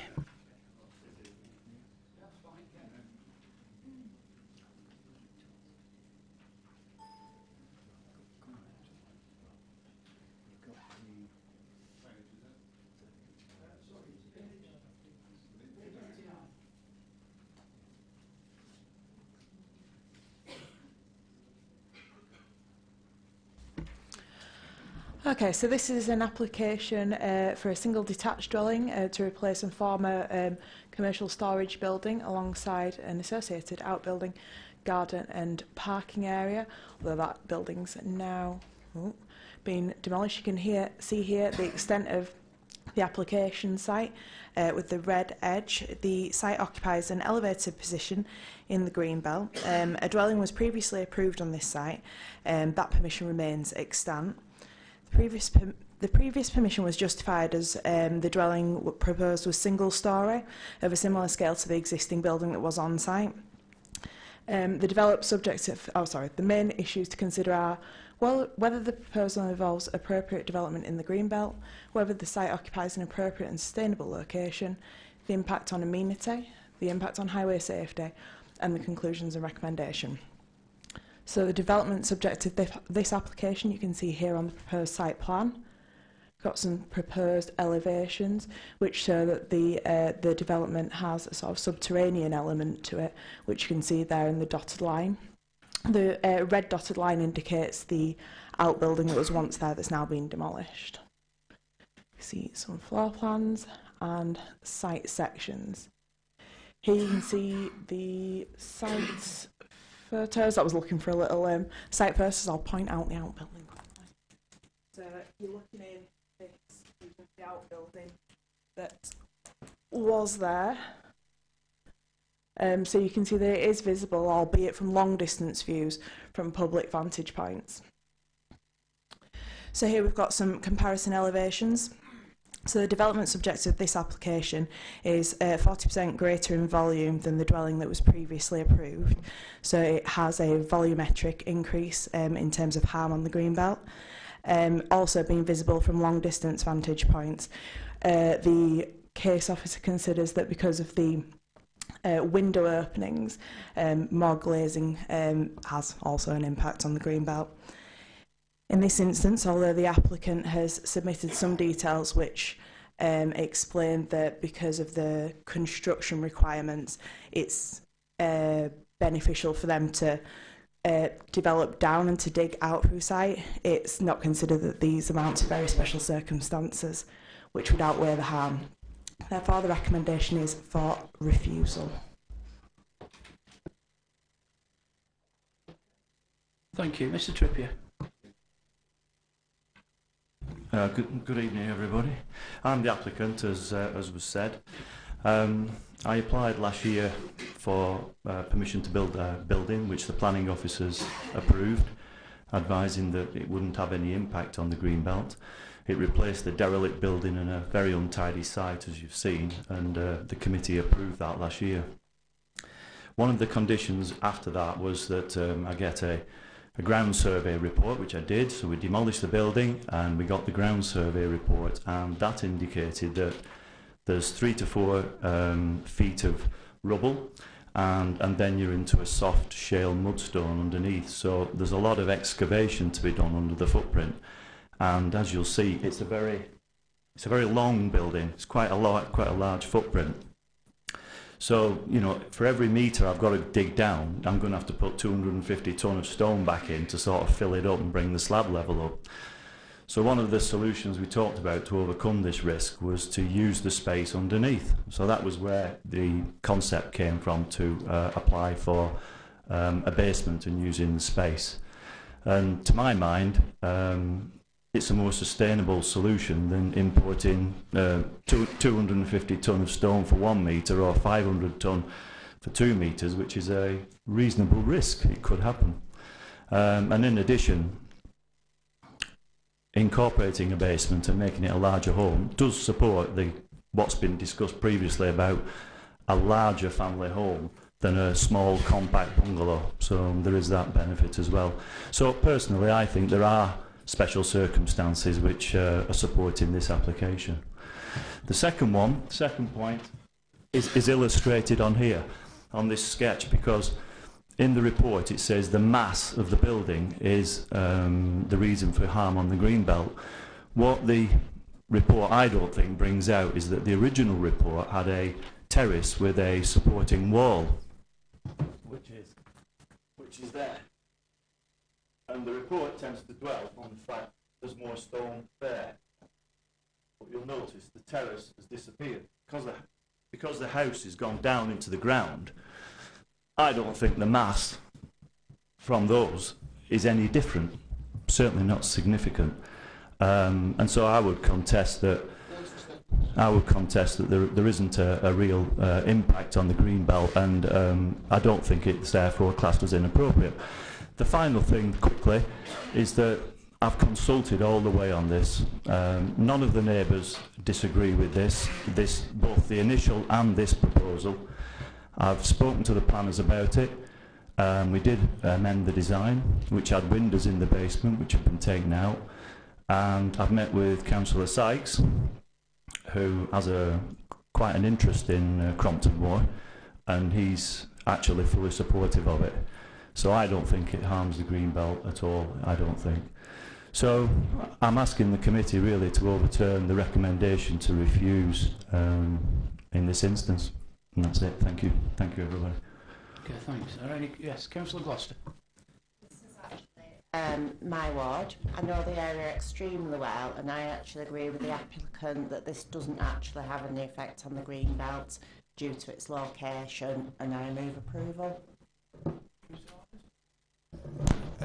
Yeah, I mean, I think it doesn't seem to have much significant difference. And look, we talk a lot about building on previously developed land, and I know the considerations which the officers made about the impact on the green belt and whether it's an inappropriate development. There's already a house approved there.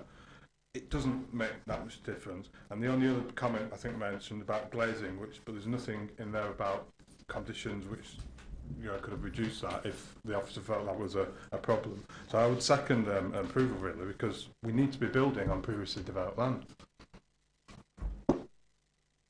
Okay, any more comments?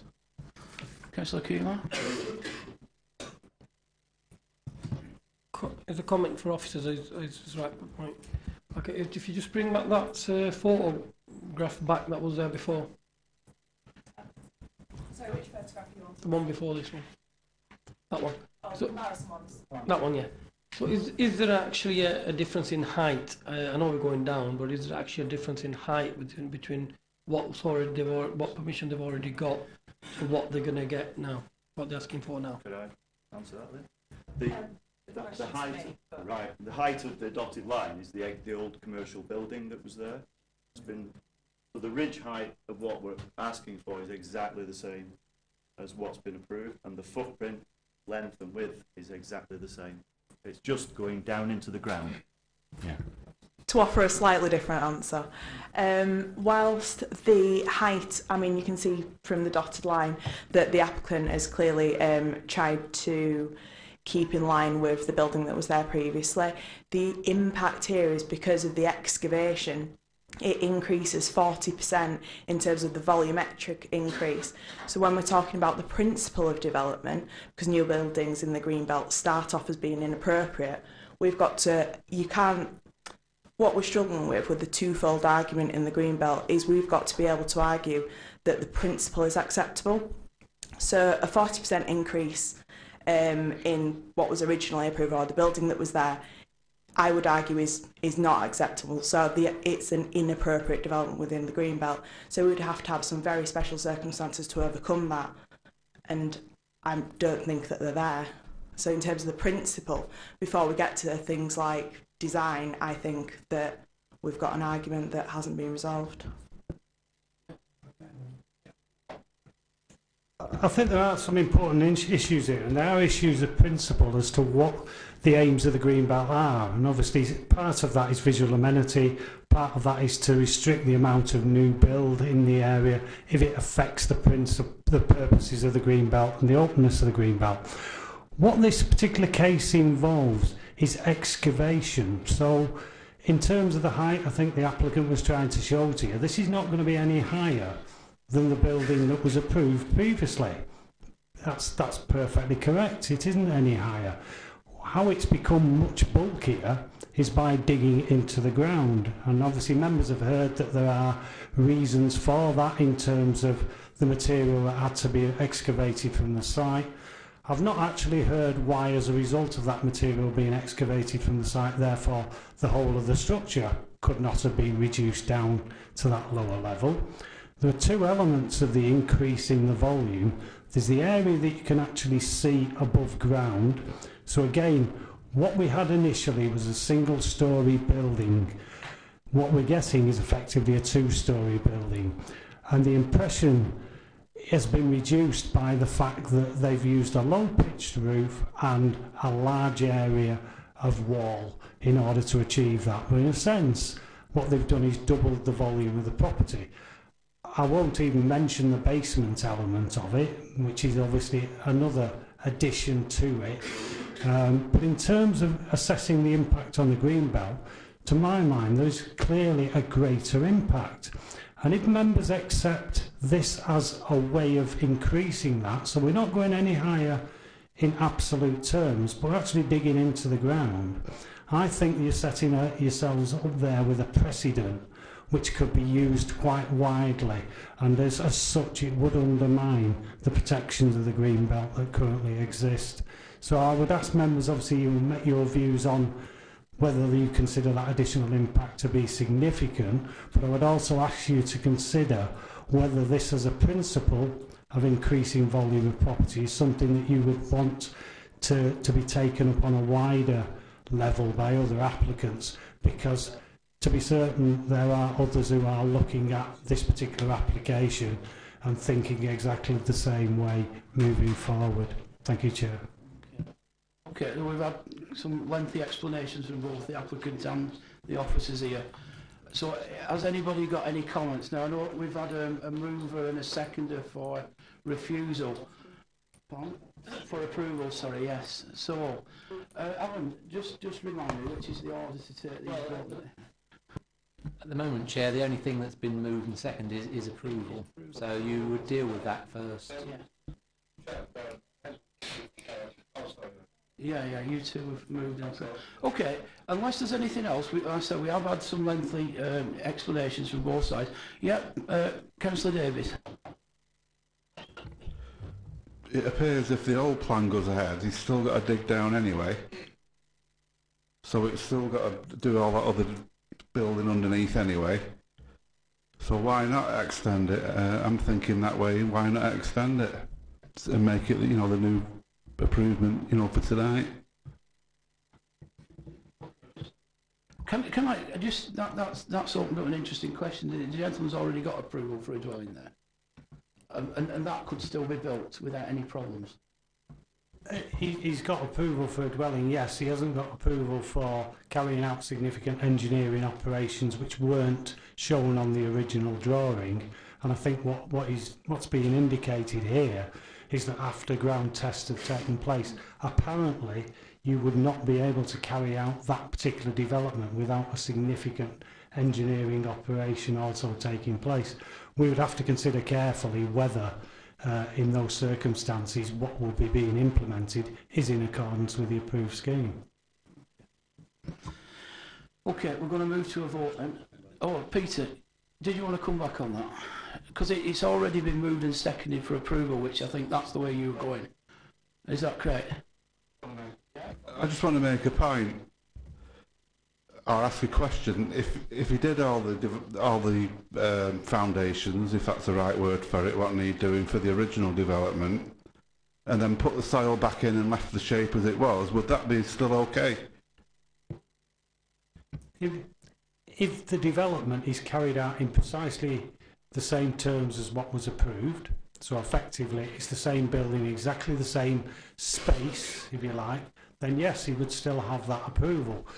If the investigations that are carried out on site are actually showing that no, you'd have to do something that goes well beyond that operation, then we would have to consider, as I said previously, whether that actually is a material change in the nature of the planning permission that's been granted.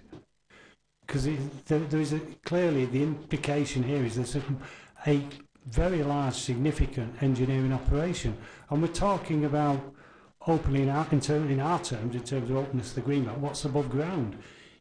As I say, we're not really discussing, but it needs to be in terms of that. What needs to be discussed is that this application also includes all the area underground. So that's all the development. Because it will remain underground, it doesn't have an impact on openness of the green belt. But effectively, the scale of this property, the amount of engineering works that are being carried out, appears to go far beyond what the explanation was in terms of the initial ground conditions and the amount of material that need to be removed.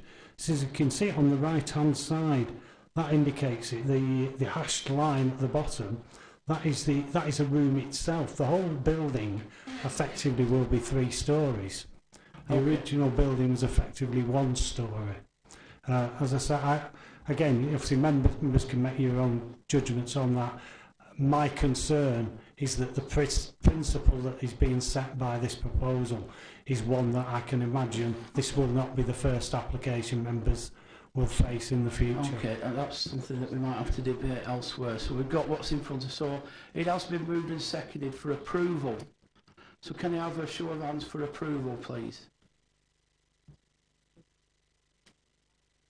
Okay, against approval?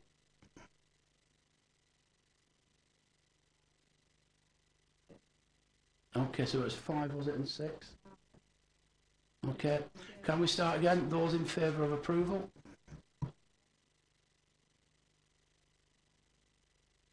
Against approval?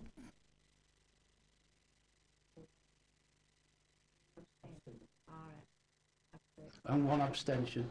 Okay, the application is refused. The application is, you've just not approved it, so you still need to, but there may be a different suggestion. Well then we need to go, sorry I do apologize, we need to go then for the opposition recommendation. All those in favour of refusal?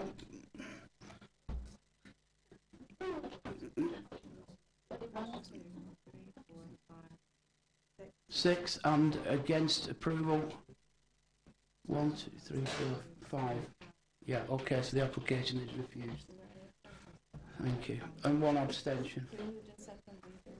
It was Garth moved.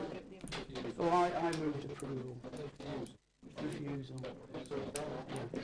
Okay, thank you. Right, we'll move to the top of the agenda now. We've got a few more that we haven't got speakers. So we'll do item number 6, page 5 to 14. This is one detached 2-storey dwelling. Is this yours, Ed?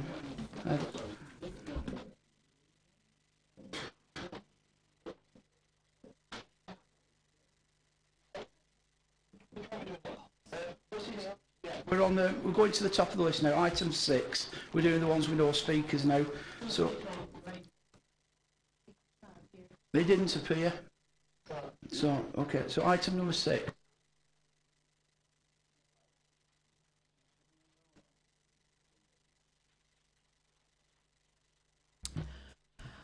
Okay, this is an application for a proposed detached dwelling at plot 4 at the Woodfield Centre. As you can see here, this site location plan, you'll notice from the late list that a clarification has been made on the extent of the site. So this is only for the plot shown in the middle. It's the subject of this application where it's enclosed there, but you can see the wider site location plan on the previous slide. This application site is a large area of land which previously contained a large former NHS building. There's significant planning history on this site, including an application for 12 dwellings. After that, there's been lots of different amendments. This specific application is just for plot 4. The principle of the development has been approved on the previous application in terms of it being in a sustainable area. Here we can see some site photographs, so the site in its existing condition, and some proposed elevations, proposed floor plans. The design is considered both functional and acceptable, as is the impact on amenity and highway safety. The applicant, as part of the original wider scheme, is now proposing a pro rata contribution in terms of public open space, which is considered acceptable and is included within the recommendation. So the recommendation is to approve, subject to the completion of a legal agreement for the 106 contribution as in the report. I'm going to move approval. Do anybody want to debate it, or can I have a seconder for that? Garth? Second it? Okay, Councillor Hartnett's got there just before you. All those in favour? And that's unanimous from the people in the room. Councillor Hewitt.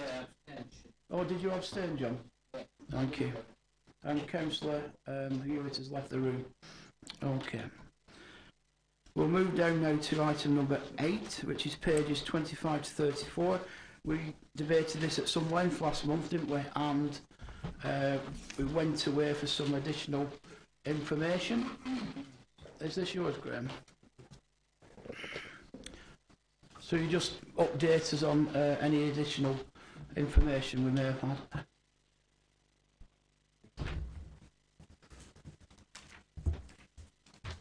Right, thank you, Chair. Obviously, members will recall, it was debated at the last meeting and was deferred in order to allow the applicant extra time to be able to address the issues that were raised at that point. These were issues associated with noise mitigation measures to protect the future residents from noise from town centre activities, and also in terms of the space standards within the rooms of the particular properties. I'll just run through this quickly. Obviously, most members will know this area down in Yorkshire Street, just beyond the entrance to the Coliseum, which is just on the top right-hand side there. It's a property that's in very poor state of repair, previously used as a nightclub.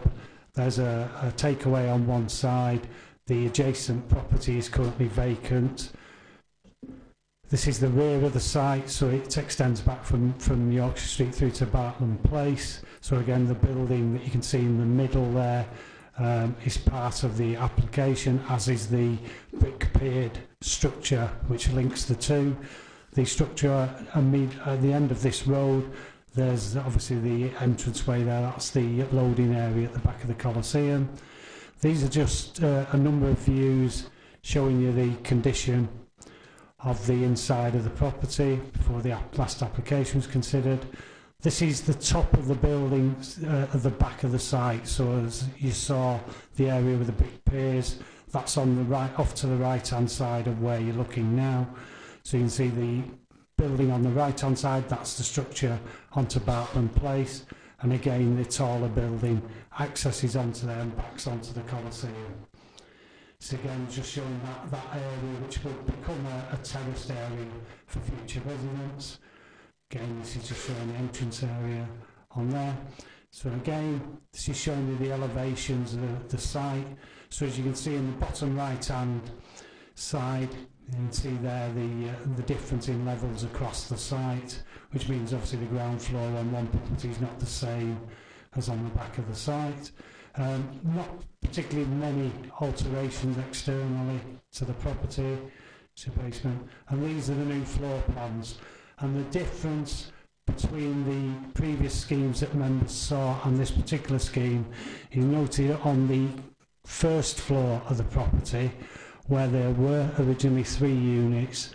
Those have now been reduced to 2 units on the site to get extra space in there. The other element that members will notice if you've got really good eyesight is that within each of those units, apart from those 2, there are indications now of single beds being shown.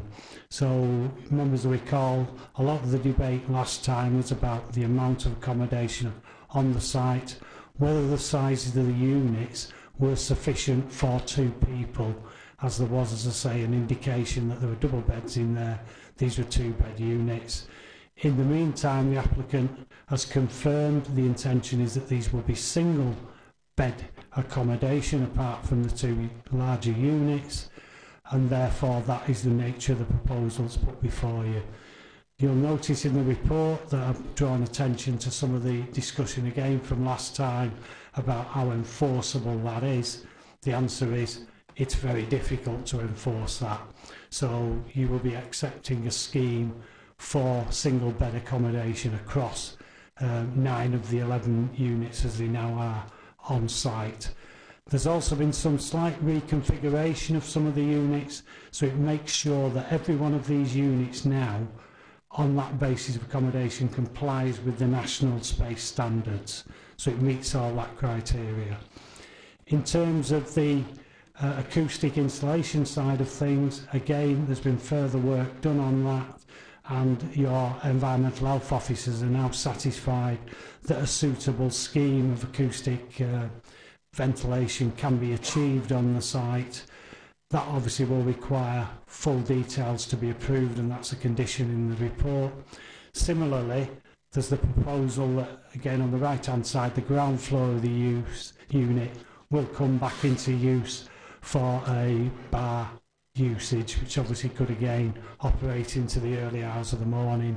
So it's very important that the sound insulation of the floor of the first floor units and the ceiling of the bar is of sufficient quality to protect those residents from noise nuisance.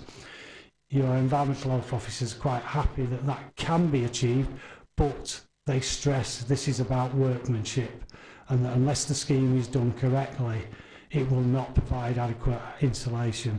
So therefore, you'll notice in the condition there will be a requirement that once they've done that work, there will need to still be additional testing of that to ensure that the noise amelioration is sufficient, and obviously if not, before those units can be occupied, they will have to carry out some more work on that site. So in effect, that's the change in the recommendation based on those 2 factors, and obviously it's for members. You've read the report, so you'll know all the other issues and the objections have been raised, but your officers now feel that on balance the application can be supported. Thank you, Chair. Okay, thank you. John. I'm pleased that this committee brought about these changes, because I think it's important that we send out a message that whatever accommodation we have even if it's in the town centre. It's the same quality throughout the metropolitan Borough area. So I'm happier now that the double rooms upstairs are bigger and the single ones have become single, and that there's going to be this special work carried out on a watch about the bar and the noise for the flats. So I will move it, Chairman, and thank the officers for the work they've done in bringing about the changes that this committee asked for. Okay, I'm still not happy with it. I think it's substandard. I think people living there are going to will have no windows. There's lots of noise in there. The rooms are still very small. I think it comes anywhere near the standard that we're trying to protect in Oldham and trying to bring in.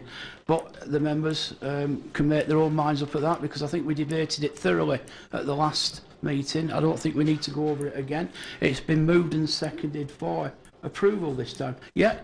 Point of clarification, Chair. It's just the size of the single. Well, in previous application, I had a double bedroom in there. Yeah. Now the size of the room is exactly the same. All he's done is changed. But to me, that's sort of ignoring the reasons we gave for refusal last time. And there's no administration in terms of what we said to the applicant that these changes need to be made. All he's done is just taken a double bed out and put a single in there. And we can't actually sort of in the future do anything about that if two people start living in there. Well, you're quite right. There's nothing we can do about it, but it does meet the minimum standards. That is without a doubt. There are lots of other factors. In fact, the report actually lays out the reasons why I'm still not happy with it. However, we have debated it. I don't want to drag it out anymore, so I'm going to take the vote on it. Moved and seconded for approval. Can I have a show of hands for approval?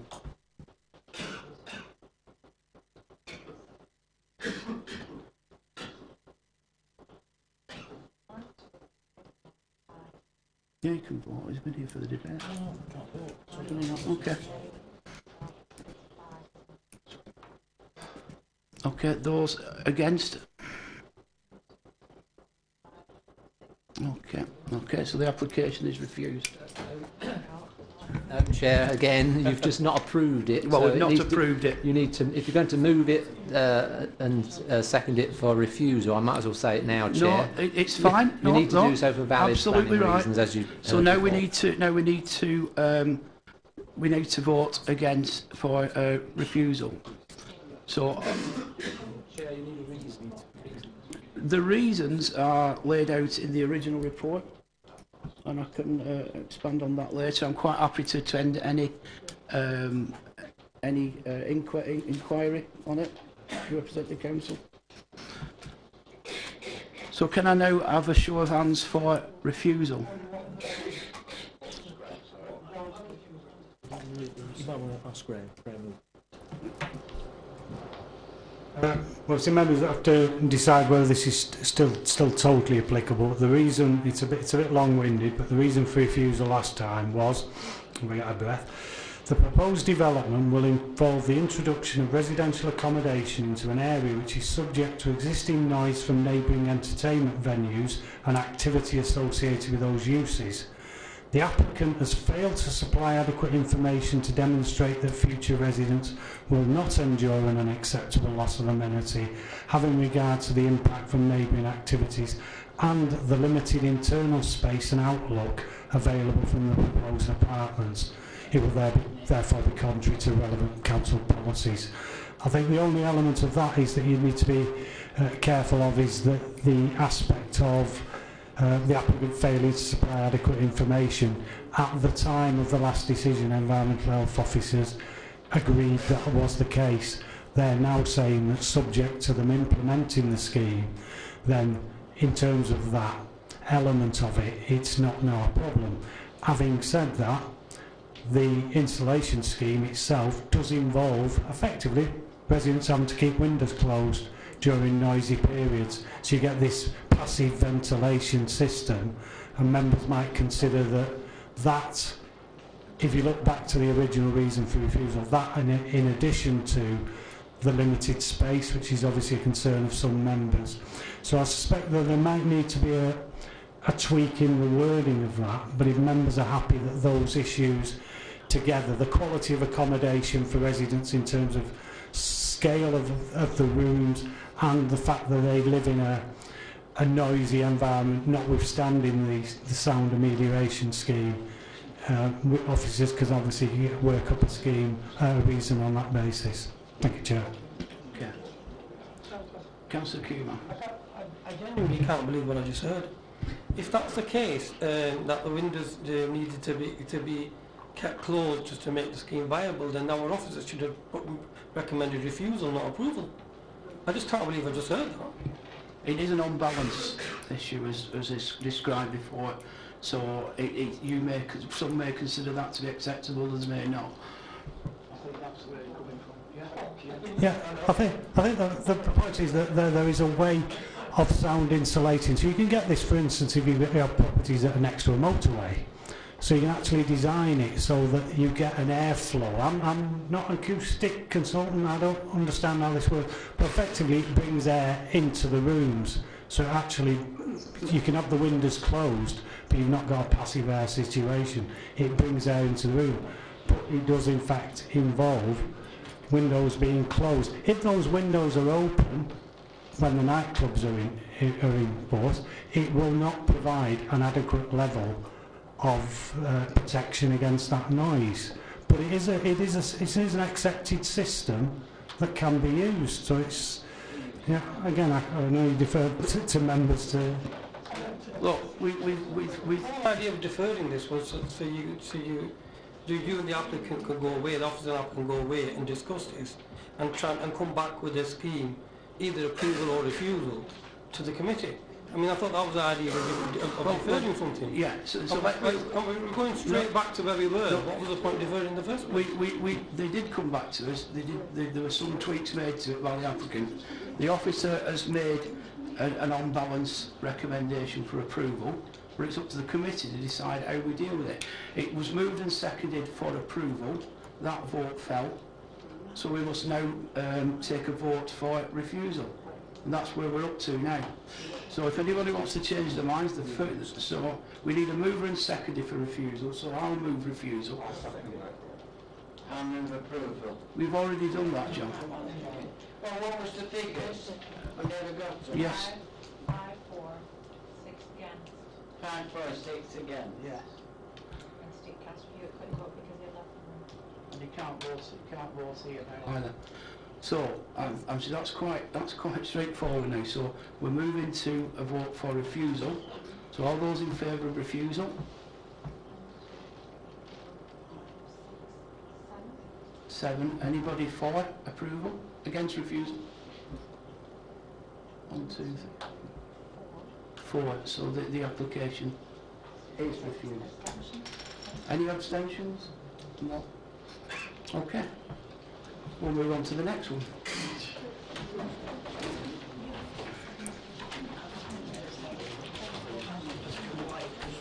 Item number 9. Item number 9. This is Kenthill School. 56 dwellings on the Kenthill site.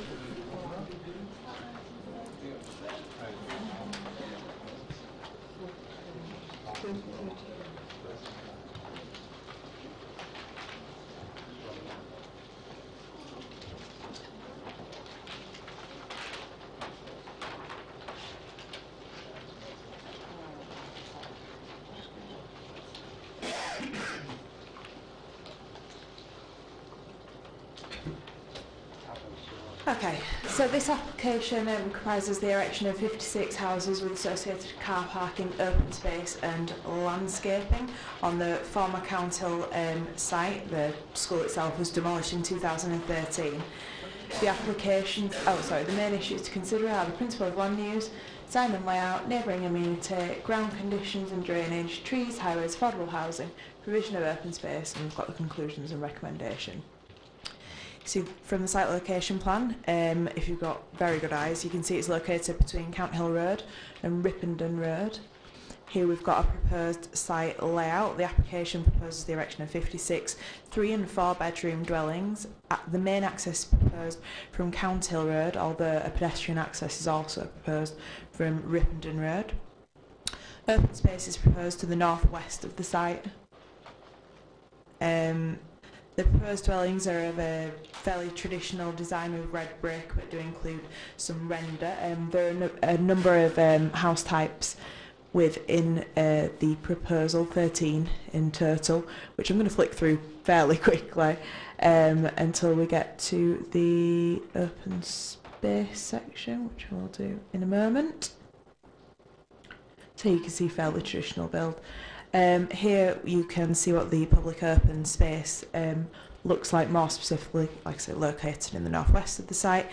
The application site is clearly located within a highly sustainable area, although when looking at, reading through the report, you'll see there is, of course, a loss of open space on this brownfield site. The officer considers that the loss of this space is justified by the provision of much needed housing in the area.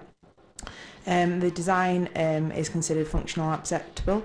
The impact on amenity, including highway safety and amenity, is also considered acceptable. Got some photographs here of what the site looks like.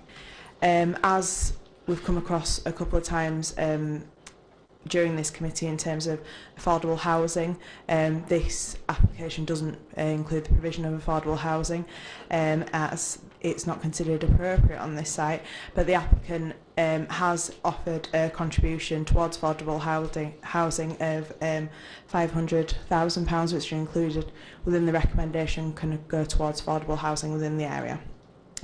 Therefore, the recommendation is for approval, subject to agreements on the maintenance for the open space and the commuted zone. There is also a traffic calming element of the Section 106 agreement, which I mustn't forget, which you'll see that's included within the recommendation, as well as the legal agreement for open space. So this is one that members will be minded to approve, and then we hope that you'll delegate the decision back to us once those legal agreements are in place. I'm going to move approval. Okay. Anybody want to say anything? Councillor Gloucester? Can I just ask, on a scheme of this size, do we ever consider accessible housing? Because obviously, it's not something that I've seen come up previously. As a new member, I just did wonder if that's something that we should be considering, bearing in mind that most people end up having to adapt accommodation after a disability occurs. I think that whilst we have to look at what the applicants proposed in this instance, we do get a mixed use of housing in this instance. There are 13 different house types. I believe under building regulations, Part M, they look at, in terms of new housing accessibility, including ways to get wheelchairs around. So I think it is included in other legislation. Though in terms of bungalows, there's nothing like that on this particular site. I believe that it's covered by other legislation in terms of access, although of course people would tailor their homes to their own personal needs if they're looking at it. It is something that we thought would be really nice to be able to do, but it's difficult enough trying to deal with affordable housing because we don't build the houses again, so we're in the developer's hands. Anyway, I've proposed, it's been moved and seconded for approval. All those in favour? That's 11. Against? Abstentions? Okay, that application is approved. And I think we are now on to the last one, is it? Item number 13. At pages 81 to 88, 83 Coppis Street. Okay, it's been moved and seconded. All those in favour? Against? Abstentions? That application is approved.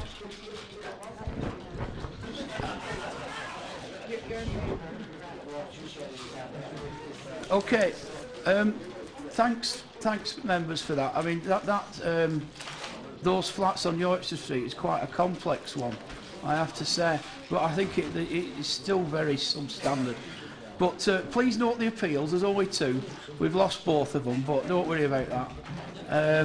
And thanks, and I'll see you next time.